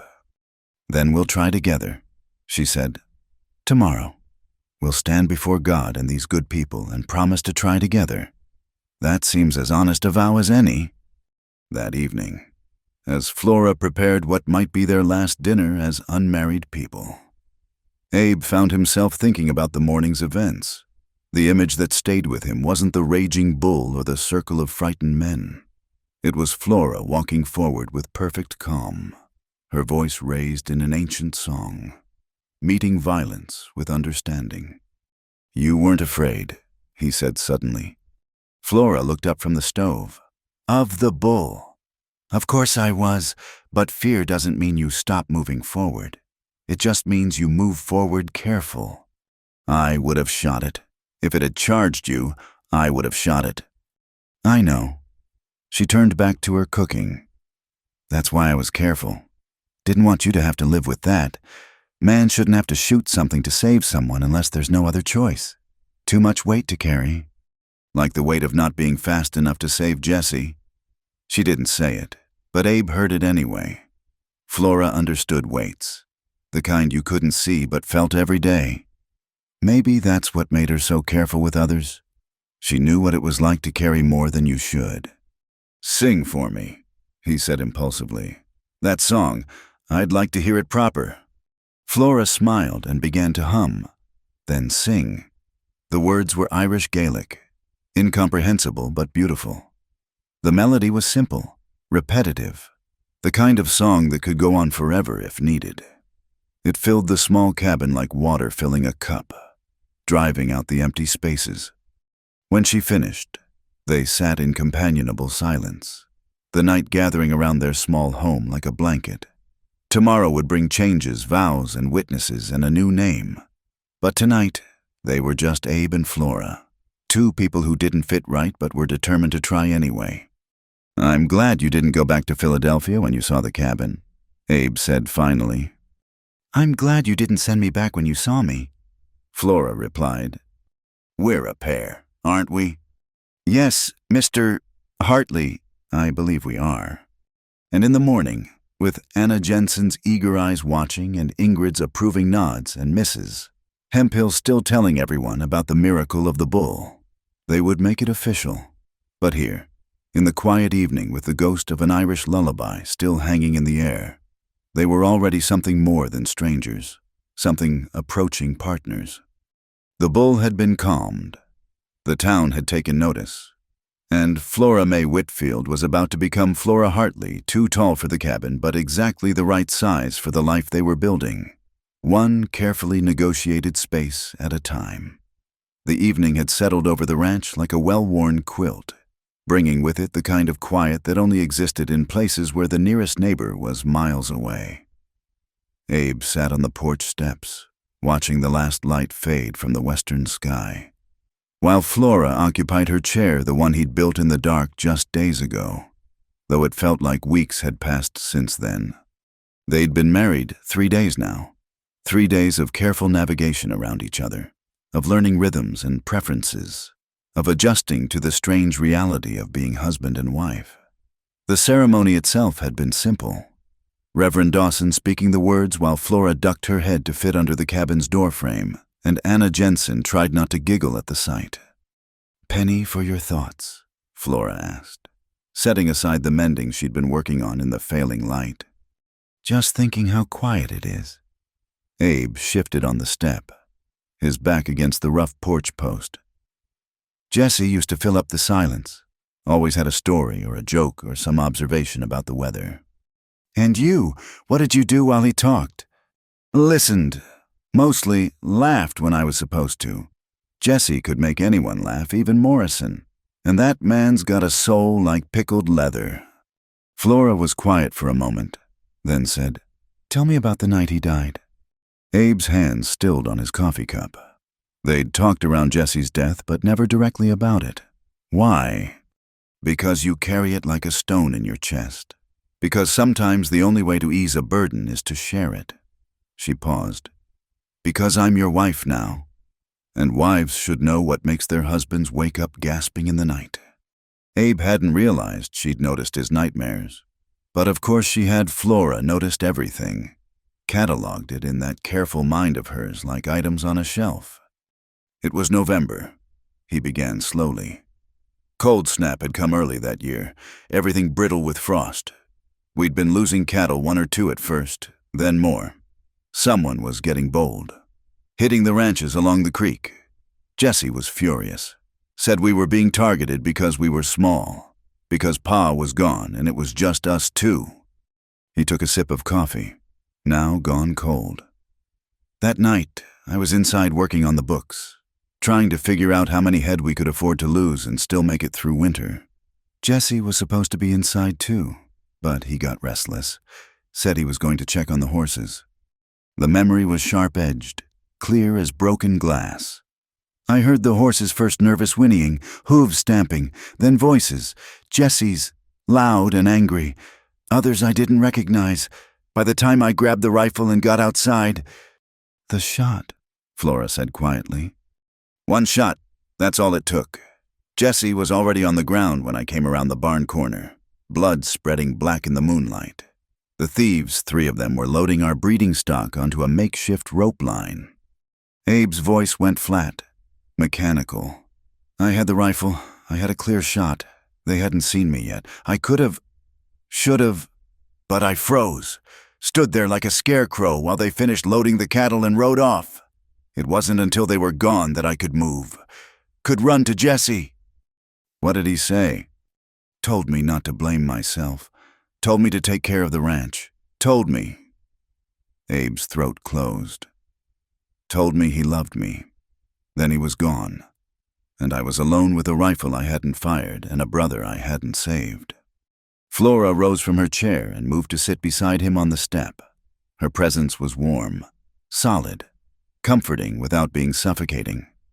"You think if you'd been bigger, stronger, faster, you could have saved him?" She said, "It wasn't a question. I know I could have. A real man would have acted, would have shot those bastards or at least scared them off. But I'm not. I wasn't." "You weren't a killer," Flora finished. "That's what you mean, isn't it? You weren't someone who could end a life without thought?" "Jesse would have shot them. Maybe. Or maybe Jesse would have gotten himself killed rushing in angry. Maybe those 3 men would have shot you too. And then where would the ranch be? Where would I be?" She turned to look at him. "Abe, freezing in that moment doesn't make you less of a man. It makes you human. Morrison doesn't freeze. Carl Jensen wouldn't freeze. You don't know that.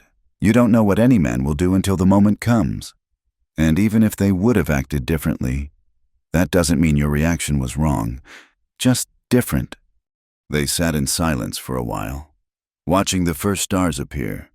The autumn air was cool, carrying the scent of dried grass and distant snow. "I've never told anyone that before." Abe admitted, "About freezing. Everyone assumed I got there too late, that Jesse was already gone when I came outside. I let them believe it. The shame was heavier than the grief sometimes, wasn't it?" Abe looked at her, startled by her perception. "Yes. How did you know?"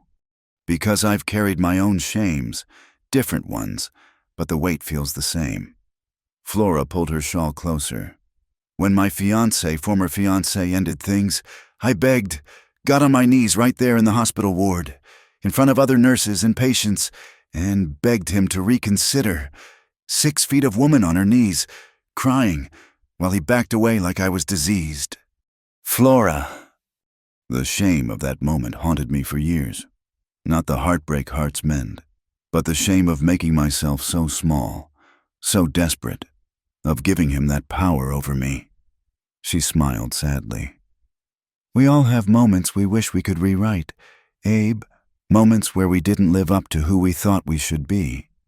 "What made it better, the shame? I mean, time, distance, coming here, where no one knows that story unless I choose to tell it." She bumped his shoulder gently with hers. "Finding someone who builds chairs in the dark instead of backing away." Abe felt something ease in his chest, some knot that had been tied for 3 years loosening just a little. I still miss him. You always will. That's not weakness. Abe, that's love. A coyote howled in the distance, answered by another. Then another. The night hunters beginning their work. Inside the cabin, the fire crackled, promising warmth when they chose to seek it. Would you tell me about your family? Abe asked. You've mentioned your grandmother, your parents, your sisters, but only in pieces. Flora leaned back, her face tilted toward the emerging stars. We were farmers in Ohio before the war, small place, but good land. Mama was the daughter of Irish immigrants. Pa was German. They made an odd couple, her tall and flame-haired, him short and stocky and serious, but they worked. She smiled at the memory. I was the eldest of 4. Then came Margaret and Rose and little Thomas. The girls inherited Mama's height, but Thomas, he was going to be built like Pa, small but solid, Mama used to say. Going to be... Influenza took them all the same week I turned 17. Thomas first, he was only 6, then Rose, then Margaret. Mama tried to fight it, but she was weakened from nursing the others. Pa and I recovered, but we were the only ones. The words were steady, but Abe heard the old grief underneath. I'm sorry. It broke something in Pa. He kept farming, but mechanically, like he was just going through motions. When the bank came calling 2 years later, I don't think he even tried to fight. We moved to Philadelphia where his brother had a boarding house. Pa worked the docks until the consumption took him. She paused. I was 22 then, old enough to be on my own, but young enough to still hope for a family. That's when you met the fiancé. Andrew, yes, he seemed like salvation at the time, educated, kind, didn't mind that I was taller than him. Then he saw me working, lifting men twice his size, and suddenly I wasn't a woman anymore. I was an oddity. His loss. So you keep saying, one day I might believe you. They moved inside as full dark fell. Flora preparing their simple supper while Abe tended the fire. They developed a rhythm in the kitchen, learning to move around each other despite the cramped space. Flora still hit her head occasionally, but less often now. I've been thinking, she said as they ate, about the house raising you mentioned. If we're going to ask the neighbors for help, we should have a clear plan. Not just higher ceilings, but a real design for the future. What kind of future? Flora pulled out her journal, flipping to pages covered with sketches and notes. A family future. Room for children, if we're blessed with them. A proper kitchen where I can preserve food for winter. Maybe even a small library corner. I saw you had books besides the architecture one. Jesse collected them, said a man should feed his mind as well as his body. Jesse was right, and his books deserve better than being hidden under the bed. She pointed to one sketch. What do you think of this main room extended east, with the ceiling raised throughout, kitchen addition to the north, catching the cool air, 2 proper bedrooms on the south side, with windows for light. Abe studied the drawings. They were rough but thoughtful, each room positioned with purpose. This is ambitious. Should we be less ambitious? Should we plan for a life that stays small? No. The word came out firmer than he'd intended. No, we shouldn't. Jesse would have loved this. Actually, he always said I thought too small. Then we'll think large. Like Montana sky large. Flora smiled. Mrs. Jensen said there's a barn raising at the Kowalski place next month. Good time to talk to folks about our plans. See who might help come spring. After supper, they sat by the fire. Flora with her mending and Abe with one of Jesse's books. It was a book of poetry, something Jesse had traded for with a traveling merchant. Abe had never been one for poetry. But tonight the words seemed to make more sense. Read something aloud, Flora suggested. I like voices in the evening. Abe flipped through pages until he found something that caught his eye. Hope is the thing with feathers, he read, that perches in the soul and sings the tune without the words. and never stops at all. Emily Dickinson, Flora said. I wouldn't have guessed you for a poetry reader. I'm not, usually. But Jessie marked this one. See? He showed her the pencil star in the margin. He marked several. Then read another. They spent the evening that way. Abe reading Jessie's marked poems while Flora worked. Some were about nature, some about loss, some about love. Jessie's taste had been eclectic but thoughtful. Each chosen piece saying something about how he'd seen the world. He was a romantic, Flora observed after a particularly tender verse about spring renewal. He always believed things would work out, that people were essentially good, that love conquered all. Abe closed the book carefully. I used to tease him about it. And now I wonder if he was right. About some things, anyway. Flora set aside her mending and stretched, careful of the low beams even while sitting. I should prepare for bed. Tomorrow's laundry day, and I want to get an early start. They performed their nighttime ritual, Flora changing behind the partition while Abe banked the fire. They'd moved the bed to accommodate 2 people, though it was still a tight fit. Flora had to curl slightly to fit, while Abe found himself pressed against the wall. This is ridiculous, Flora murmured in the darkness. We're like 2 grown people trying to sleep in a child's bed. Add it to the list of improvements. Already did. First page, item 1, bed sized for actual human beings. They lay in comfortable silence, the night sounds of the ranch filtering through the thin walls. Somewhere in the distance, a cow lowed. Closer, mice rustled in the walls, already seeking winter shelter. Abe. Thank you for telling me about Jessie, about that night. Thank you for listening, for understanding. That's what partners do, isn't it? Share the weight? Abe thought about that, about the loneliness of the past 3 years and the strange fullness of the past few days. I suppose it is. Good, because I plan to share a lot more, starting with my complete inability to make biscuits that don't turn out like rocks and my tendency to sing when I think no one's listening. I've heard you sing. I like it. Even when it's off-key. Especially then, makes you human. Flora laughed softly. As if my size didn't already do that. Your size makes you Flora. The singing makes you human. There's a difference.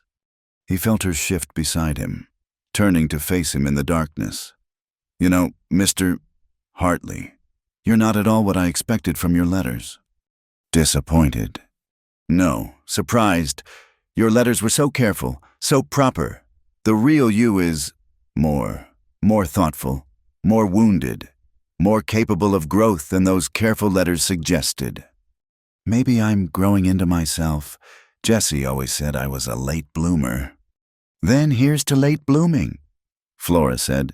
May we both flower in our own time. As sleep took them.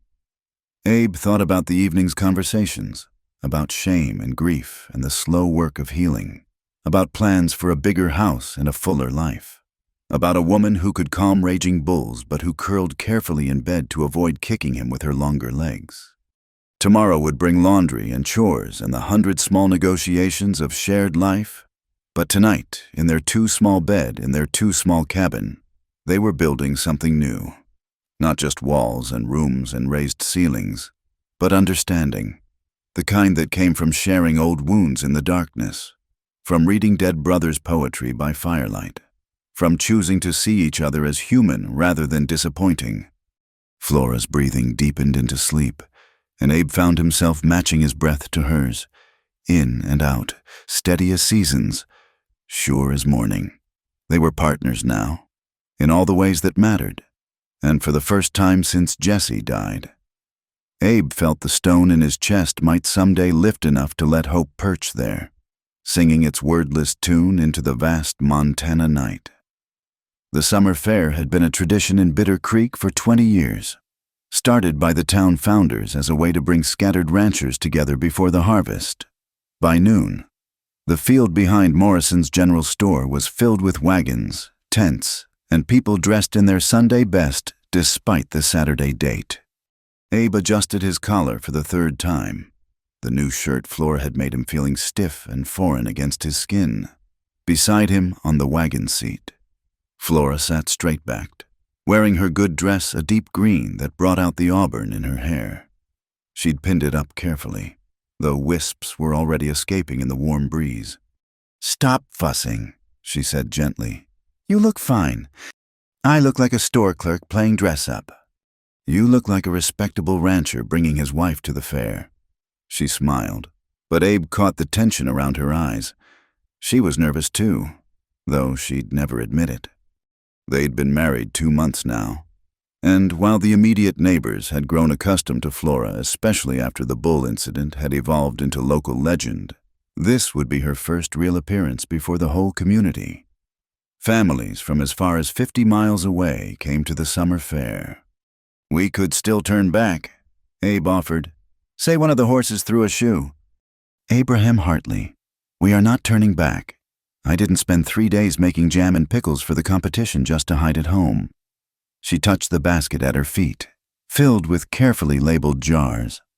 "Besides, I want to see this bull riding contest Tom Morrison keeps bragging about." As they approached the fairgrounds, Abe felt the familiar knot in his stomach that came with public gatherings. He'd never been comfortable in crowds, preferring the quiet of the ranch to the noise of society. Jesse had been the one who enjoyed these events, charming the ladies and challenging the men to contests of strength or skill. "There's a good spot." Flora pointed to a space near the Jensen wagon. "We'll have friends nearby." But before they could reach it, the whispers started. Abe saw heads turn, conversations pause, children point. Flora kept her gaze forward, but he noticed her hands tighten on the basket. "My lord, she's even bigger than they said," someone muttered. "Poor Abe Hartley. Ordered a wife and got a circus act." "Mama, why is that lady so tall?" Flora's jaw set, but she climbed down from the wagon with practiced grace, smoothing her skirts and reaching for her basket. Abe hurried to her side, acutely aware of how she towered over him, especially with her hair pinned up. Mrs. Hartley." Anna Jensen appeared like a saving grace, practically bouncing with excitement. "Oh, you must enter the pie contest too. Mama's entering her apple cake. But I told her your dried apple pie from last week was the best I'd ever tasted." "Just the preserves today," Flora said, her voice steady. "But thank you, dear." Anna chattered on, seemingly oblivious to the stares and whispers, drawing Flora into conversation about recipes and cooking techniques. Ingrid Jensen joined them, her limited English supplemented by expressive gestures and warm smiles. Gradually, other women approached tentatively at first, then with growing confidence as Flora proved herself knowledgeable about everything from preserving techniques to remedy for colicky babies. Abe found himself pushed to the periphery, which suited him fine. He watched Flora work her quiet magic, drawing people in despite their initial hesitation.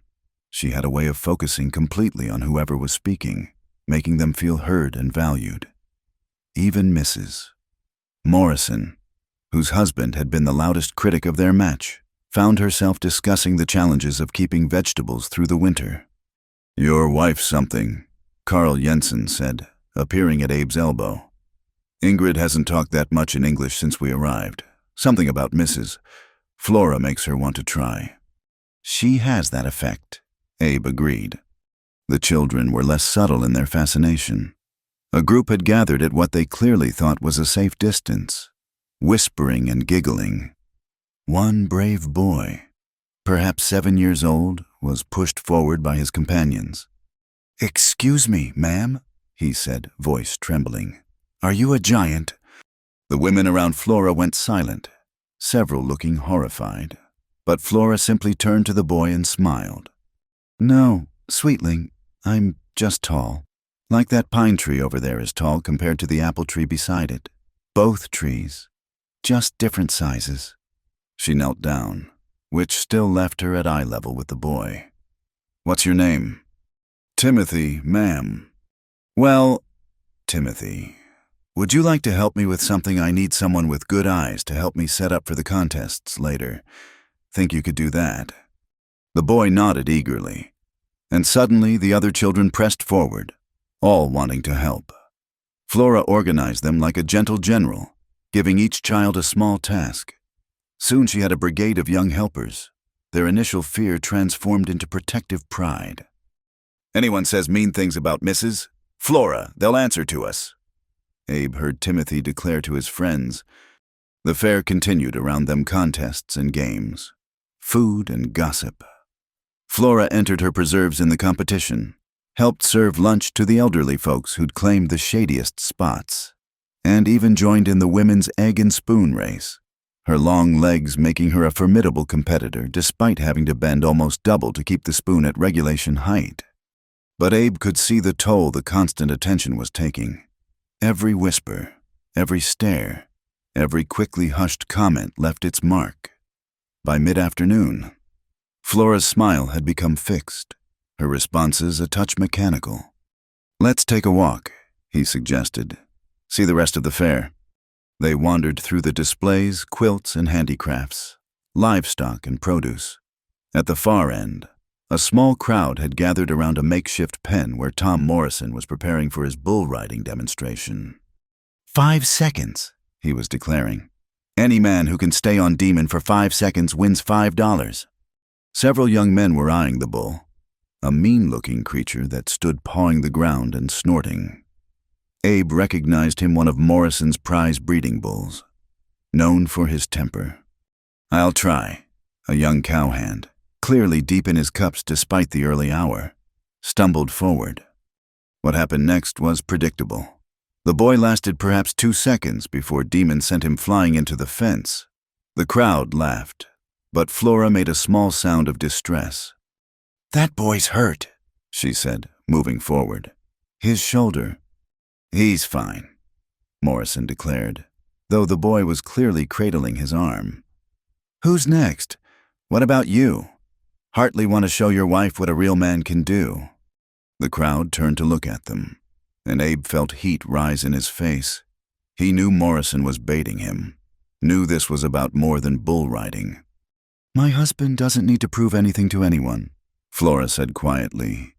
"No, maybe he's content to hide behind his woman's skirts. All that height must be good for something." Morrison's grin was ugly. "Though I guess when you order a bride from a catalog, you can't complain about what gets delivered." The crowd went quiet.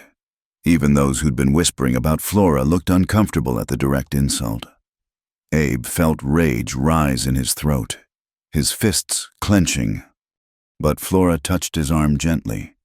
"Not today," she murmured. Then, louder, "Mr. Morrison. That's a fine animal. Reminds me of the Hendrickson bull back in Ohio. We had 3 of them on my uncle's farm." "That's so," Morrison's voice dripped skepticism. "Oh yes, temperamental creatures, but predictable if you know what to look for." She stepped closer to the pen, studying Demon with professional interest. "See how he favors his left front leg? Old injury? I'd guess. Makes him drop his shoulder when he bucks. A smart rider would compensate by leaning right." Morrison's face darkened. "You saying you could ride him?" "Heavens, no. I'm saying someone who understood cattle could ride him. But then, understanding takes patience, doesn't it? And patience isn't nearly as exciting as watching boys get thrown into fences." A ripple of laughter went through the crowd. Morrison had been neatly put in his place not by direct challenge, but by Flora's quiet expertise. Timothy, Flora's young helper from earlier, pushed through the crowd. "Ma, come quick, Sarah's baby's coming and something's wrong." Flora didn't hesitate. "Where?" "The church." They took her to the church. Flora was moving before Timothy finished speaking, her long strides eating up ground. Abe followed, along with half the crowd. They found Sarah Hendricks in the small room behind the church, her face twisted in pain while her mother and sisters fluttered helplessly. "How long?" Flora asked, shedding her good shawl and rolling up her sleeves. 3 hours hard labor. Sarah's mother gasped. But something's wrong. The midwife's drunk and... Never mind that. Flora's hands were already examining Sarah gently. Baby's turned wrong. Sarah, honey, I need you to listen to me. I can help, but it's going to be uncomfortable. For the next hour, Flora worked with calm efficiency. She sent Abe for water, commandeered clean linens, organized the women into useful helpers instead of worried observers. Her large hands, so often a source of mockery, proved their worth as she carefully worked to turn the baby. There we go, she murmured. That's it, little one. Just needed to face the right direction. When the baby finally arrived, a healthy girl with a spectacular set of lungs, the room erupted in tears of relief. Sarah clutched Flora's hand, sobbing her thanks. You saved her. You saved us both. Nonsense. You did the hard work. I just helped guide the way. Flora cleaned her hands, looking tired but satisfied. Make sure to nurse her soon. And someone should check on that midwife if she's too drunk to attend births. The town needs to know. As they emerged from the church, Abe was surprised to find a crowd waiting. Word had spread about the difficult birth and Flora's intervention. The same people who'd whispered and stared now looked at her with something approaching awe. Is it true? Someone asked. You turned a breech, baby. My grandmother was a midwife in Ireland, Flora said simply. She taught me a few things. Mrs. Hartley. Tom Morrison stood at the edge of the crowd, his hat in his hands. I owe you an apology. What I said earlier was uncalled for. Flora studied him for a moment, then nodded. We all say things we don't mean when we're trying to impress a crowd. Mr. Morrison, perhaps next time you'll remember that putting on a show isn't worth risking young men's safety. Morrison flushed but nodded. As the crowd dispersed, returning to the fair's festivities, Abe noticed something had shifted. The whispers were still there, but they'd changed in tone. Instead of mockery, there was respect. Instead of cruel jokes about the too-tall mail-order bride, there were murmurs about the woman who'd saved Sarah Hendricks and her baby. You did it, Abe said quietly as they walked back to their wagon. Did what? Changed their minds, made them see you instead of just your height. Flora smiled tiredly. I didn't do it for them. I did it for Sarah and that baby. The rest is just consequence. They collected Flora's preserves. She'd won second place, beaten only by old Mrs. Kowalski, who'd been making jam for 60 years and prepared to leave. As they loaded the wagon, people approached with small words of thanks, invitations to visit, requests for Flora's advice on everything from difficult pregnancies to stubborn bulls. Mrs. Flora! Timothy ran up, clutching something in his grubby fist. I made this for you. It was a crown of wildflowers, clumsily woven but made with obvious care. Flora knelt down and let him place it on her head, where it sat slightly crooked on her carefully pinned hair. Now you look like a queen, the boy declared. A really tall queen who helps people. Thank you, Timothy, I'll treasure it. As they drove home through the gathering dusk, Flora kept the flower crown on despite the wind threatening to tear it apart. She was quiet, processing the day's events. Are you all right? Abe asked finally. I think so. It was a lot, but different than I expected. She touched the wilting flowers gently. They saw me today. Not just my height, but me. That hasn't happened very often. You're remarkable, Abe said. You know that, don't you? I'm practical. There's a difference. No. Morrison had everyone cowed with his bull and his $5 and his big talk. But you put him in his place without raising your voice or accepting his challenge. You just understood the situation and addressed it. He paused. Jesse would have taken the challenge. Tried to ride the bull. Probably gotten hurt proving a point. But you proved a bigger point without any of that. And what point was that? That strength isn't about showing off or putting others down. It's about knowing when to act and when to speak, and when to let others show themselves for what they are. Flora was quiet for a long moment. Then, I like Timothy's gang of protectors. Think they'll really defend me? With their lives? Probably. You've given them someone to believe in. Someone who treats them like people instead of nuisances. Children usually see clearer than adults. They saw I was tall, asked about it, got an answer, and moved on. It's the adults who complicate things. As the ranch came into view in the last light, Flora finally removed the flower crown, now thoroughly wilted, but she carefully preserved one flower, pressing it between the pages of her journal. "For remembering," she said when Abe raised an eyebrow. "The day the town stopped seeing a giant and started seeing a neighbor." That night, as they prepared for bed in their too small cabin with its too low beams, Abe watched Flora write in her journal. She'd changed so much since that first night, when she'd apologized for breaking a jar. Now she moved through their space with confidence, ducking automatically, navigating the limitations without complaint while they planned for spring's improvements. "What are you writing?" he asked. "About the fair, about Timothy's flower crown and Sarah's baby, and Tom Morrison's surprised face when I explained his bull's weakness." She smiled. "About my husband who offered to leave rather than make me face the whispers. I didn't want you hurt." "I know, but hiding would have hurt worse. Today they saw what I can offer besides being a curiosity. That's worth a few whispers." As they settled into bed, Flora on her side curled carefully to fit. Abe thought about the day's transformations. Not just the town's perception of Flora, but Flora's perception of herself in this new place. She'd found her role not as the mail-order bride who came out wrong, but as the neighbor who could calm bulls and deliver babies and organize children and face down bullies with quiet wisdom. "I'm proud to be your husband," he said into the darkness. Flora's hand found his across the narrow space. "And I'm proud to be your wife, even if you didn't ride Morrison's bull." "Especially because I didn't ride Morrison's bull." "Especially because of that." They fell asleep, holding hands. The pressed flower safe in Flora's journal. The memory of a day when everything shifted safe in their hearts. Tomorrow would bring new challenges, new whispers, new chances to prove themselves.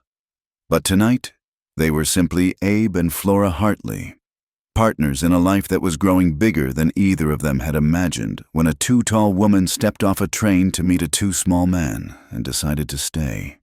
The storm came without warning on a moonless October night. Abe woke to the sound of horses screaming, a sound that froze his blood because he'd heard it once before. 3 years ago, on the night Jesse died. He was out of bed before fully awake, reaching for the rifle that always stood loaded by the door.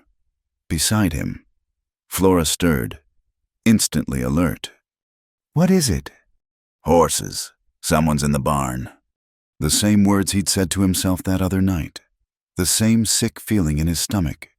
But this time, Flora was already moving, pulling on her boots and wrapper, reaching for the shotgun they'd mounted on pegs too high for Abe to reach comfortably, but perfect for her. "Together," she said firmly when he moved toward the door. "We go together." The rain hit them like a wall when they stepped outside, cold and driving, turning the yard to mud in seconds. Lightning split the sky, illuminating the barn doors standing open, the horses milling in panic. In the brief flash, Abe saw them 3 figures trying to lead his breeding mare out, the same mare Jesse had died protecting. The same ones. He breathed, "It's the same men." Flora's hand found his shoulder in the darkness. "Are you sure?"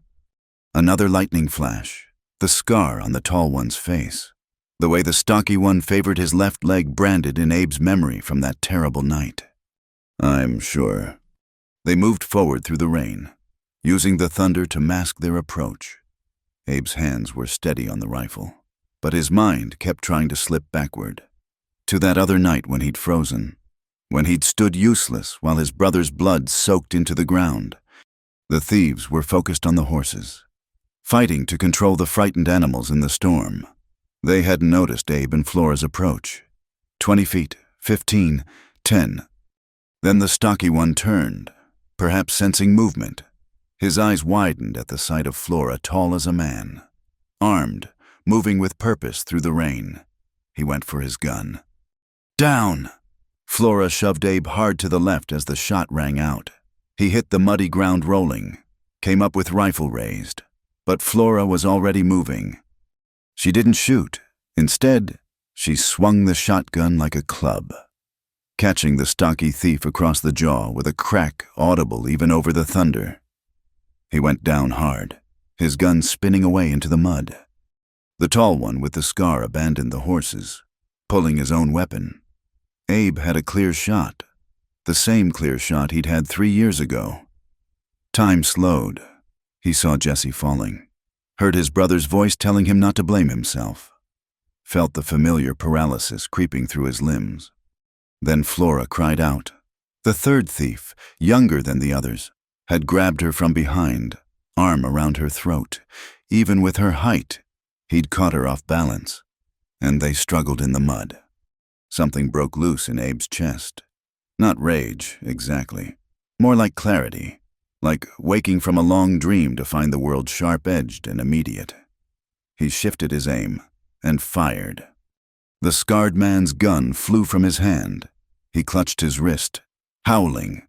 Abe worked the rifle's action, chambered another round, sighted on the man wrestling with Flora.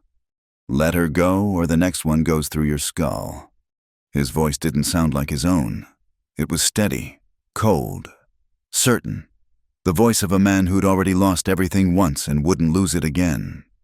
The young thief looked at him, saw something in Abe's eyes that made him release Flora and raise his hands. She stumbled forward, caught herself, then smoothly reversed her shotgun and trained it on the thieves. Good choice, she said, wiping rain and mud from her face. My husband doesn't miss twice. We weren't doing nothing, the scarred man protested, still clutching his bleeding hand. Just looking for shelter from the storm. In my barn. With my horses. The same horses you tried to steal 3 years ago. Abe kept the rifle steady. The night you killed my brother. Recognition dawned in the scarred man's eyes. You're the one who just stood there, watched us ride off. Yes, Abe said simply. I stood there, and I've regretted it every day since. But not tonight. Flora had retrieved rope from the barn, and with practiced efficiency, she bound the thieves' hands. They looked smaller now, sitting in the mud with rain streaming down their faces. Just men, not the monsters Abe had built them into over 3 years of nightmares. You can't prove nothing, the stocky one mumbled through a rapidly swelling jaw.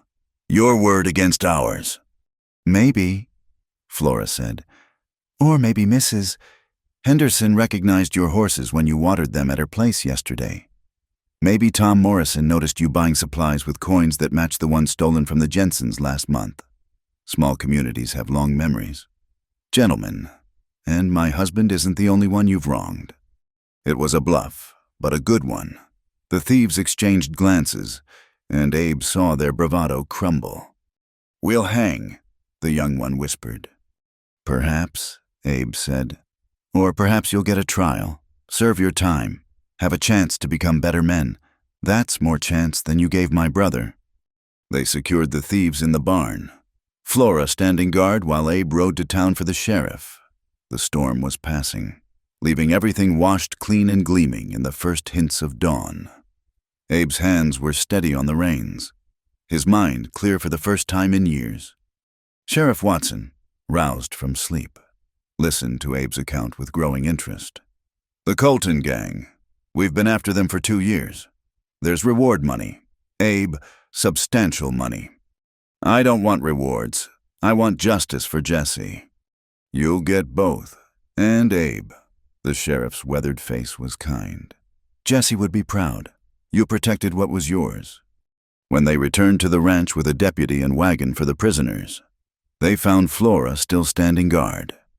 She'd draped a blanket over her shoulders, but otherwise seemed unbothered by her soaked state.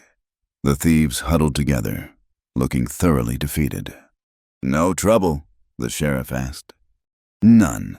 We've been having a pleasant chat about life choices and consequences. Flora's smile was sharp. Haven't we, gentlemen? As the prisoners were loaded up, the scarred one, Colton himself, looked back at Abe. That night, your brother, he fought hard. Thought you should know. Abe nodded once. It wasn't forgiveness, but it was acknowledgement. Jesse had fought.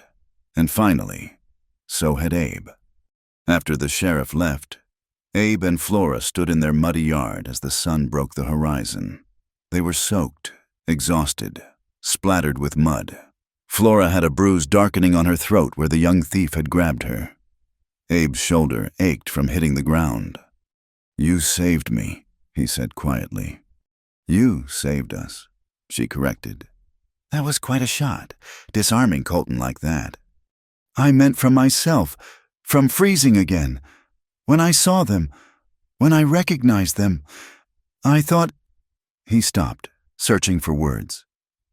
"But then they had you, and suddenly nothing else mattered except making sure I didn't lose you too."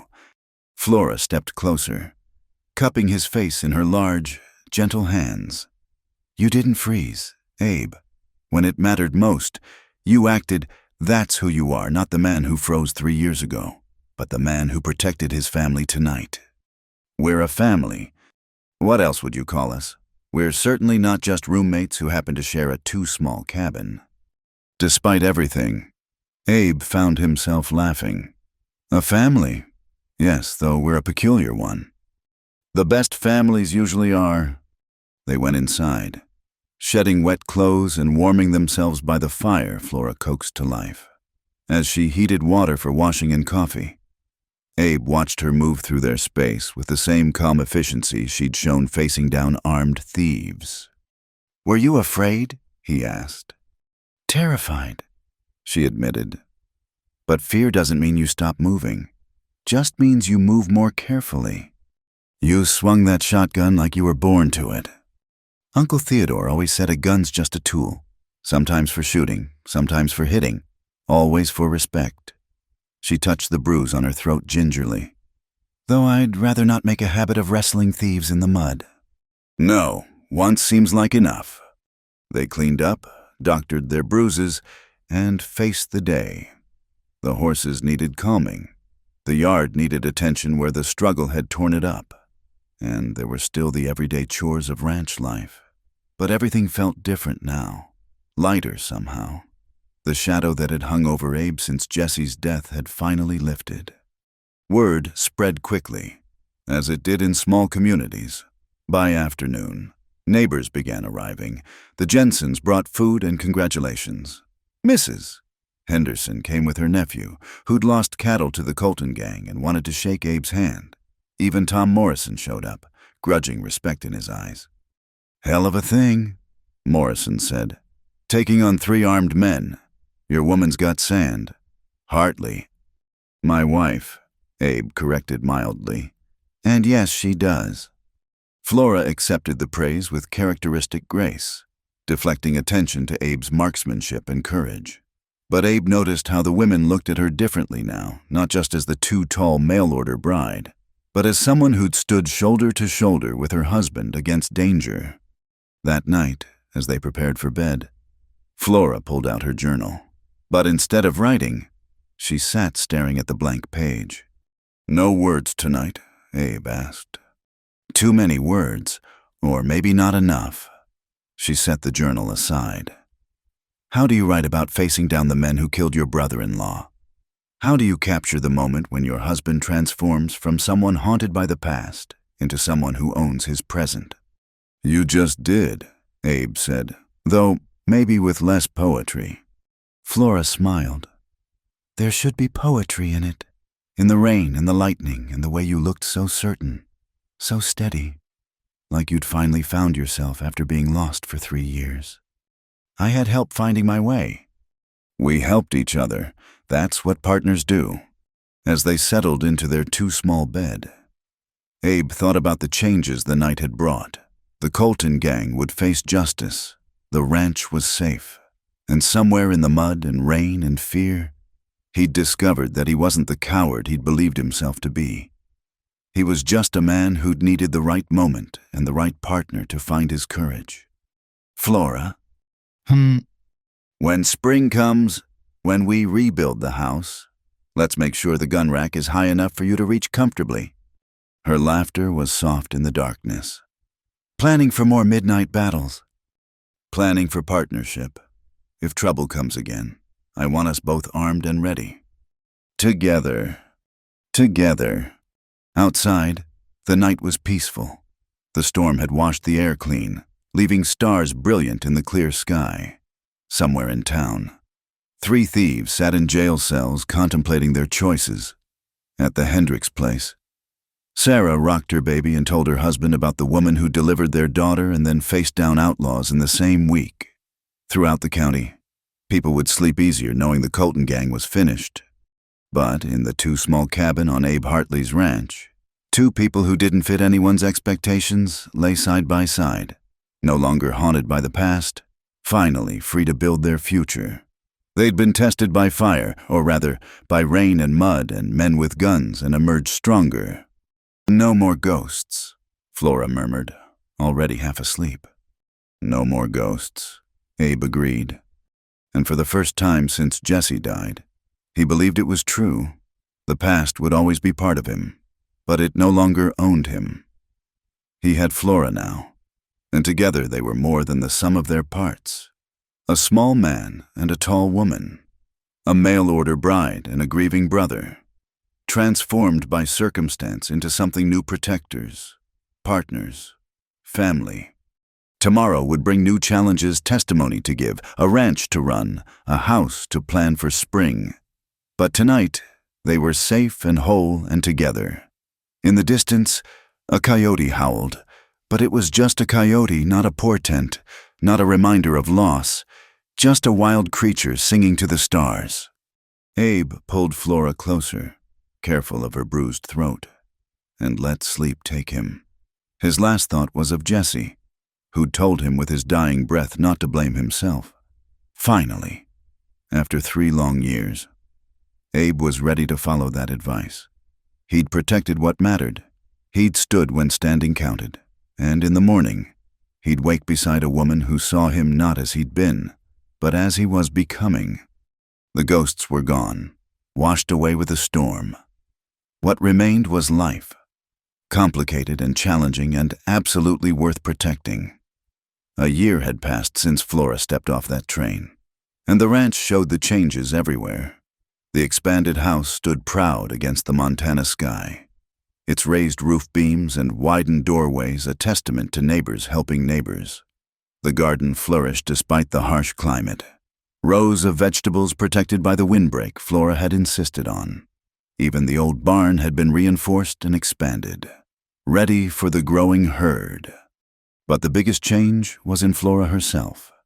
She moved through their improved home with easy confidence, no longer ducking or turning sideways. At 6 months pregnant, she carried the weight gracefully, though Abe noticed her stopping more often to rest. One hand pressed to her lower back. "You should sit," he said, finding her standing at the kitchen window, watching the autumn sunset paint the mountains gold. "I've been sitting all day. Baby doesn't like it when I'm still too long." She shifted, wincing slightly. "Feels like he's trying to rearrange my ribs from the inside.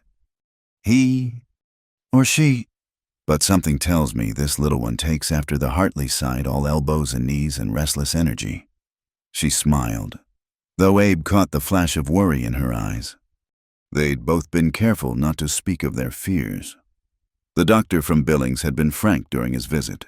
Flora's height was an advantage in many ways, but babies didn't always follow predictable patterns.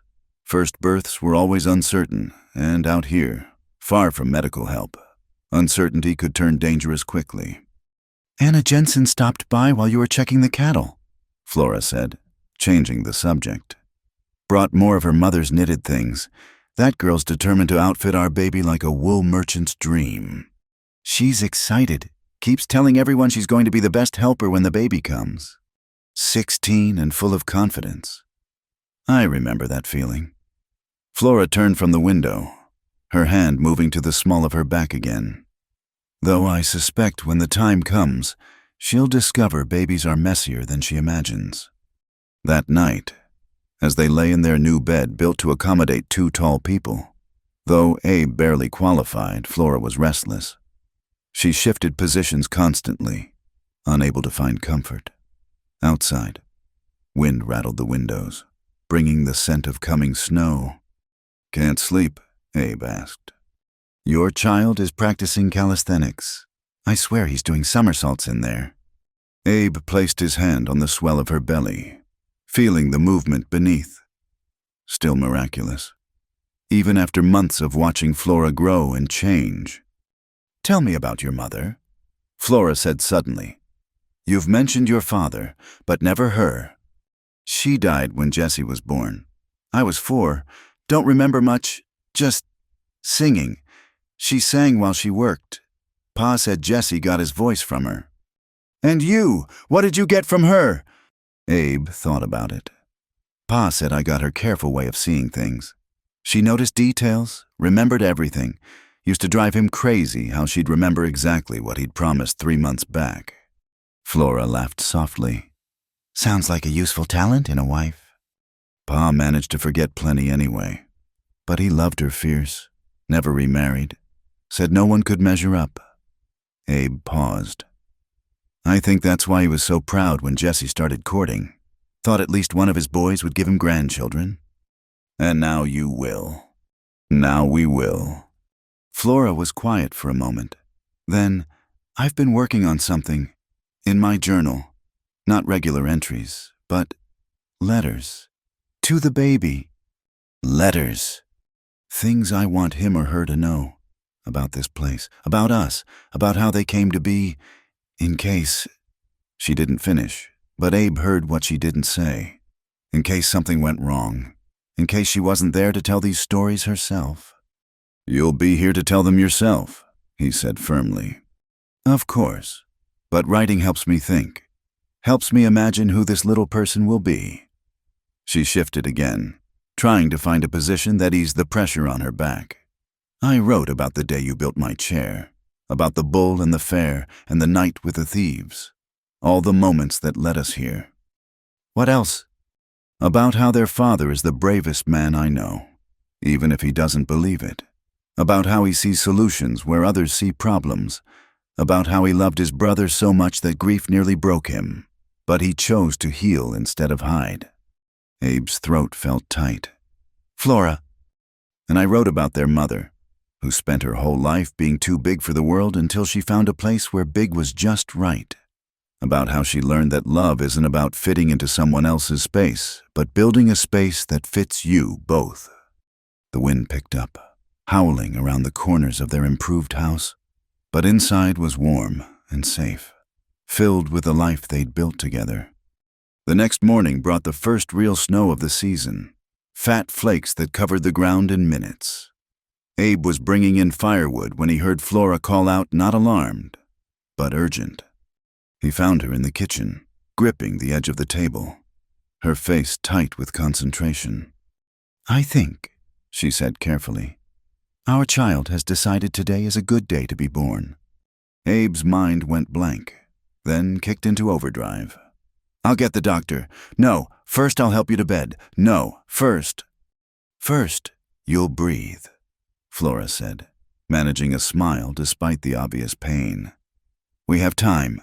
Babies don't come all at once, especially first babies." But as the hours passed, it became clear this baby wasn't following the usual patterns.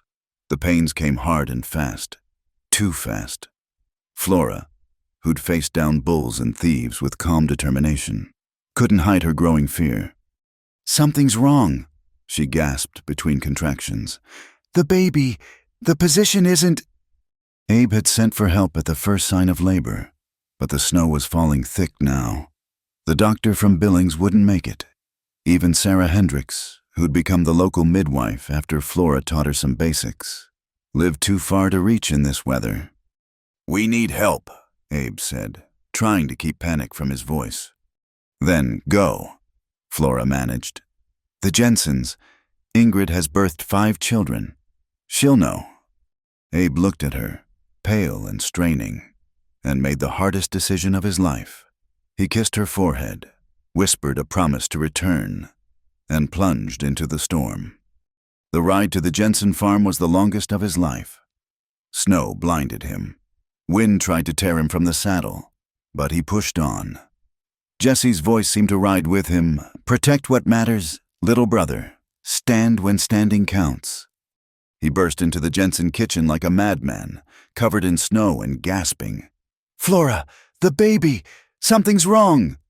Ingrid Jensen didn't waste time on questions. She grabbed her coat and a bag, barked orders to Carl in rapid Norwegian, and was mounted behind Abe before he'd finished catching his breath. Anna tried to follow, but her mother's sharp words sent her back inside. The ride back was even worse. Ingrid's added weight making the horse struggle through growing drifts, but she held on tight. And when they finally reached the ranch, she took charge with the authority of experience. Water, hot, towels, clean, you out. This last to Abe, who opened his mouth to protest. Ingrid's look could have stopped a charging bull.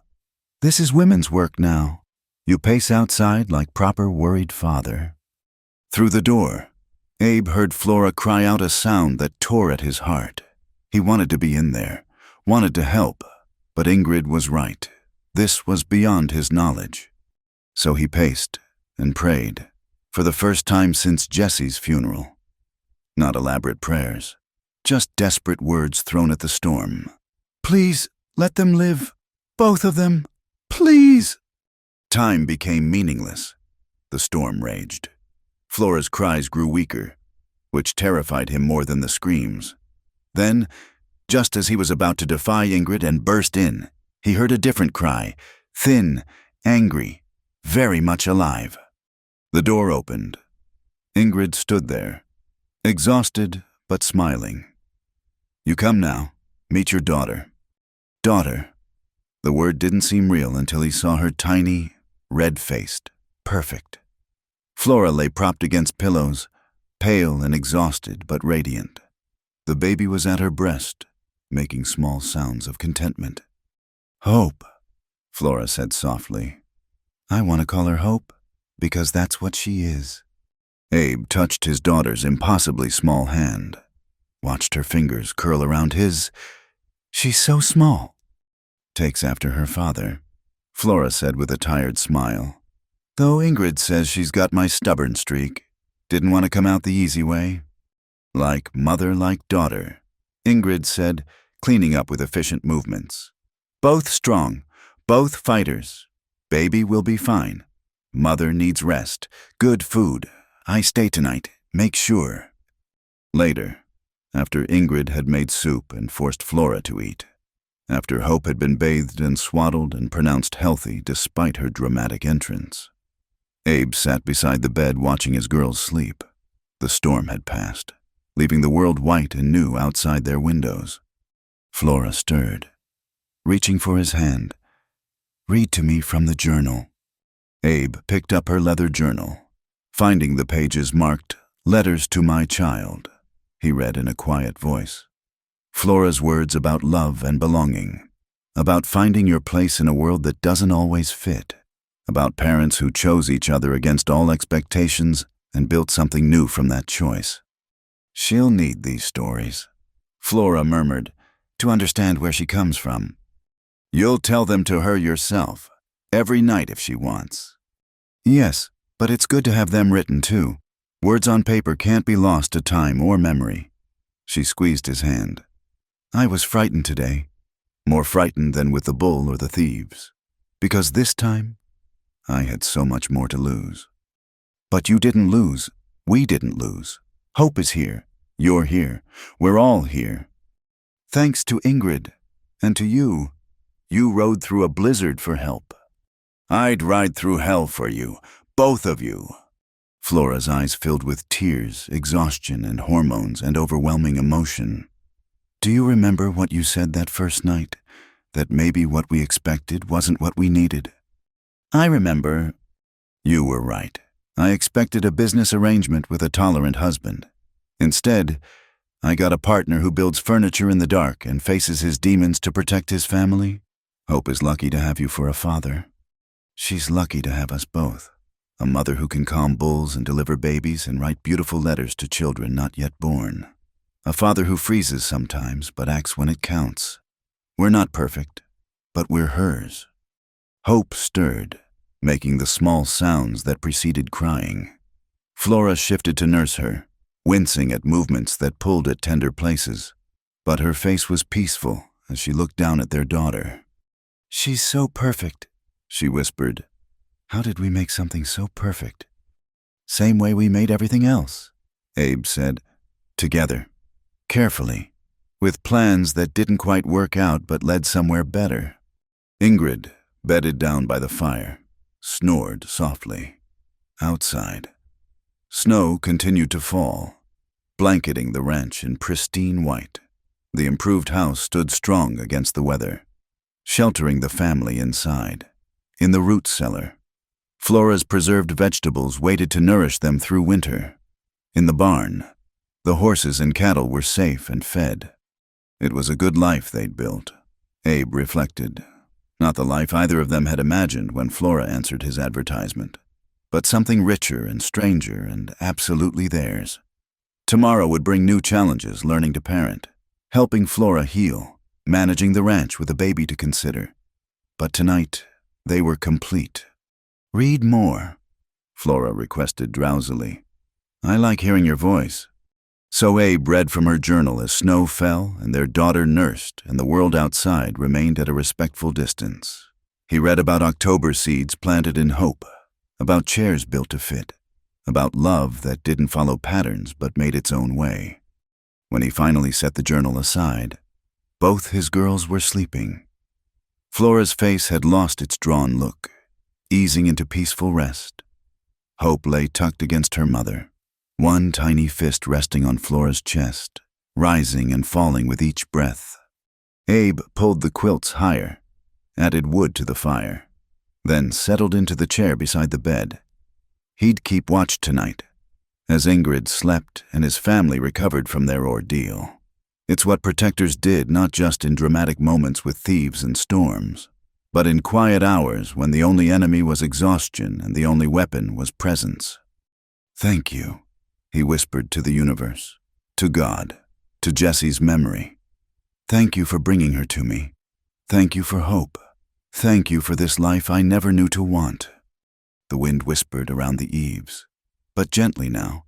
Inside was warmth and love and the promise of tomorrow. Abe Hartley, no longer the small, sad man who'd waited at a train station, kept vigil over his wife and daughter. He'd grown into himself at last, not bigger in body, but larger in spirit, large enough to hold all this love, all this fear, all this fierce determination to protect what mattered. In her sleep, Flora smiled. Hope made a small, contented sound, and Abe, watching over them both, felt his heart expand to accommodate this new and wondrous reality. He was a husband, a father, a man who'd found his courage when it counted most. The seeds they'd planted had grown into something beautiful, and this was only the beginning. Hope Hartley was 6 months old when she first pulled herself up using her mother's chair, the one her father had built in the dark that long ago October night. She stood there, wobbling but determined, her small face set in an expression of concentration that was pure Flora. "Look at her," Abe said from the doorway, arms full of firewood. "Already trying to be tall like her mama, or stubborn like her papa," Flora countered, ready to catch Hope if she fell. "She's been trying all morning, won't give up." It was true. Hope had inherited the best and most challenging traits from both parents. Flora's determination and physical presence already in the 90th percentile for height, according to Doc Whelan, and Abe's thoughtful persistence and quiet strength. She was a child who studied the world with serious gray eyes before deciding how to approach it. The house around them had grown too. What had started as emergency improvements had become a proper homestead. 2 bedrooms, a summer kitchen, a parlor with windows facing the mountains. But the most important addition was the library corner, 5 shelves of books. including Jessie's collection and new ones Flora ordered from back east. She'll need stories. Flora had insisted when Abe questioned the expense. Girls especially need stories, to know what's possible. Now, watching Hope navigate the few steps to her mother's waiting arms, Abe understood.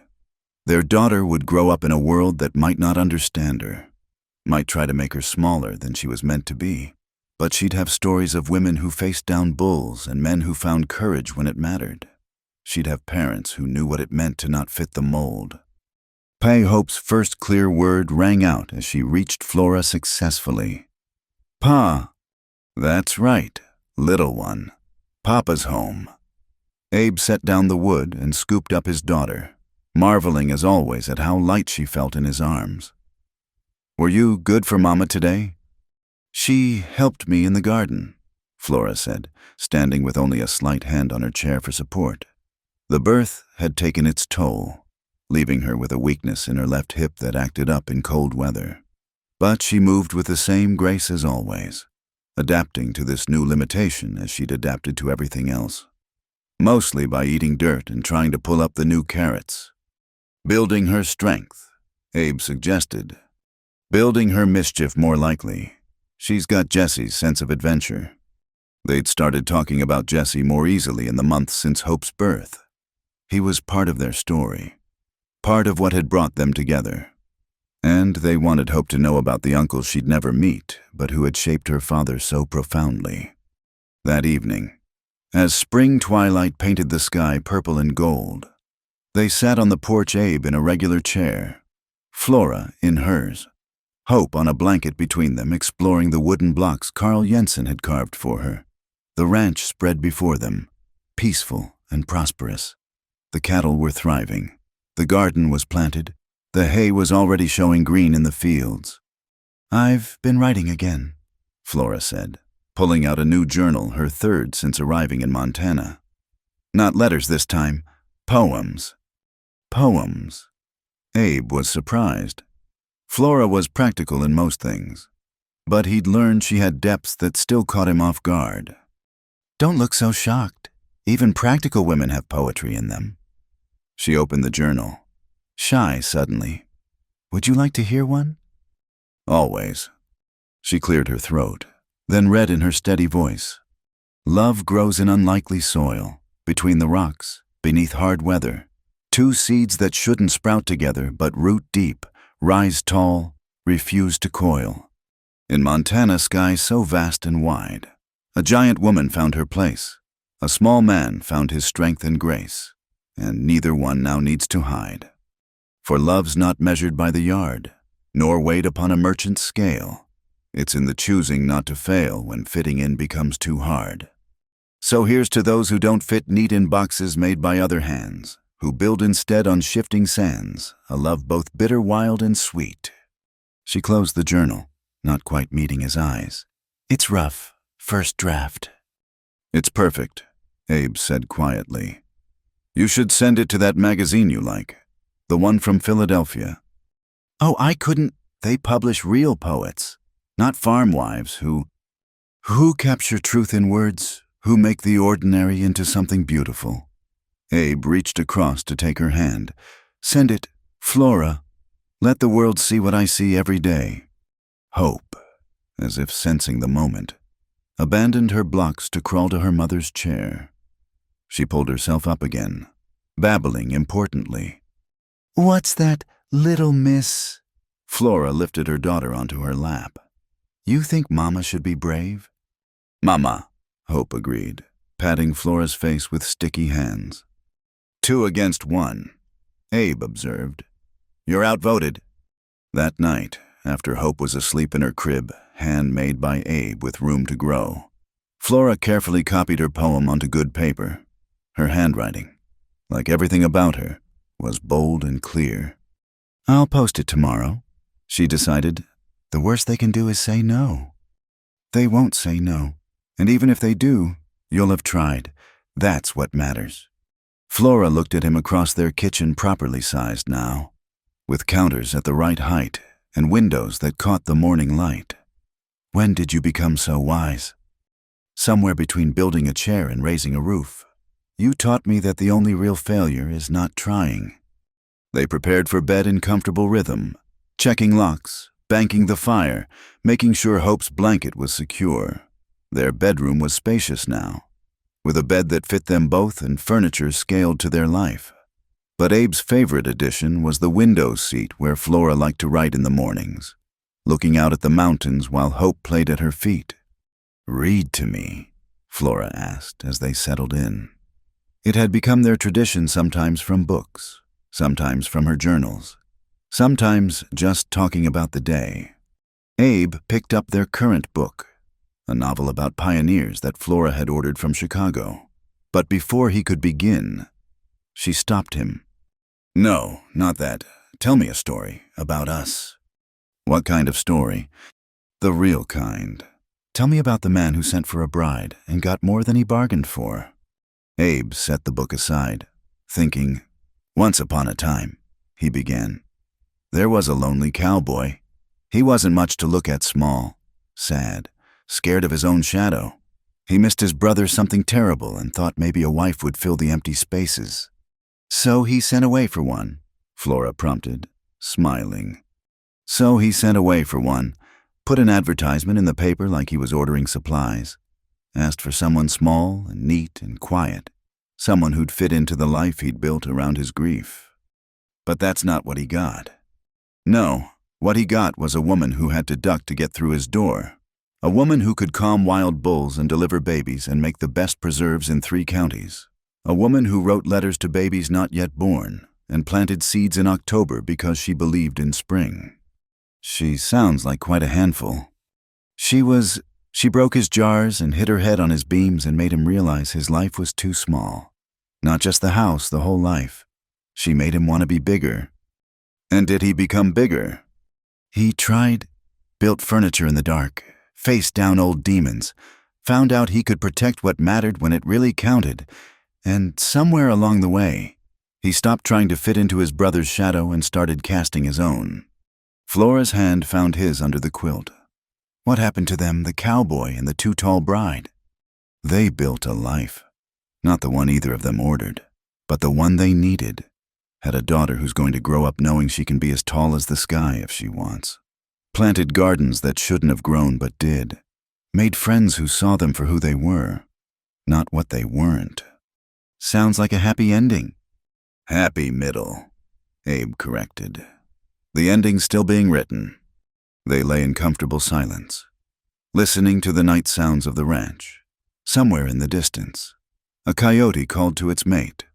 Hope stirred in her sleep, making small sounds before settling again. "Abe, that first day, when you saw me at the station, did you really think about sending me back?" "For about 10 seconds. Then you smiled and thanked me for the wilted flowers.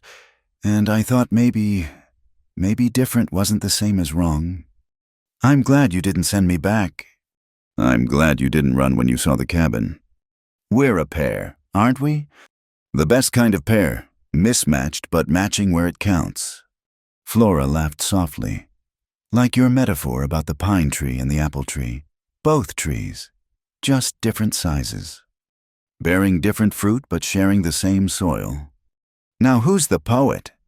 The next morning brought a letter that would change things again. The return address was from the Philadelphia Ladies' Quarterly, the magazine Flora read religiously. She stared at the envelope for a full minute before opening it with shaking hands. "They want it," she breathed. "They want to publish my poem, and they want to see more, a whole collection about frontier women's experiences." Abe whooped, startling Hope, who was eating breakfast in her high chair. "I knew it, I told you. But I'm not a real writer. I'm just a woman who sees the world clearly and puts it into words. Just someone who understands what it means to not fit and makes poetry from that understanding." He kissed her soundly. "You're exactly a real writer, Flora Hartley." Over the following weeks, Flora wrote with new purpose. Poems about giant women and small men, about love that grew in unlikely places, about daughters who would inherit the sky. She wrote at her window seat while Hope played, in her chair while dinner cooked, in bed while Abe read beside her. The day they planted the apple tree was like any other, except it wasn't. Hope was walking now, toddling between her parents on sturdy legs. The tree was small but healthy, chosen from Morrison stock with care. "Why an apple tree?" Abe asked as they settled it into the hole they dug together. "Because of something my grandmother used to say. Plant trees under whose shade you'll never sit. We're planting for Hope, for her children, for the future we're building word by word and day by day." They worked together, Hope helping by moving dirt from pile to pile with her small hands. When the tree was planted and watered, they stood back to admire it.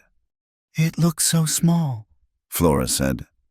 "Everything starts small, but give it time, good soil, careful tending." Abe wrapped an arm around her waist. "It'll grow tall and strong, like everything else we've planted here." Hope toddled over, patting the thin trunk with muddy hands. "Tree," she announced proudly. "That's right, little one, your tree. Someday you'll sit in its shade and tell your own children how your mama was a poet and your papa was brave, and together they built something that wasn't supposed to work, but did." "You forgot the best part," Flora said. "What's that?" "How they learned that love doesn't come in standard sizes, how it grows to fit whatever space you give it, how it's not about finding someone who matches your expectations, but someone who helps you exceed them."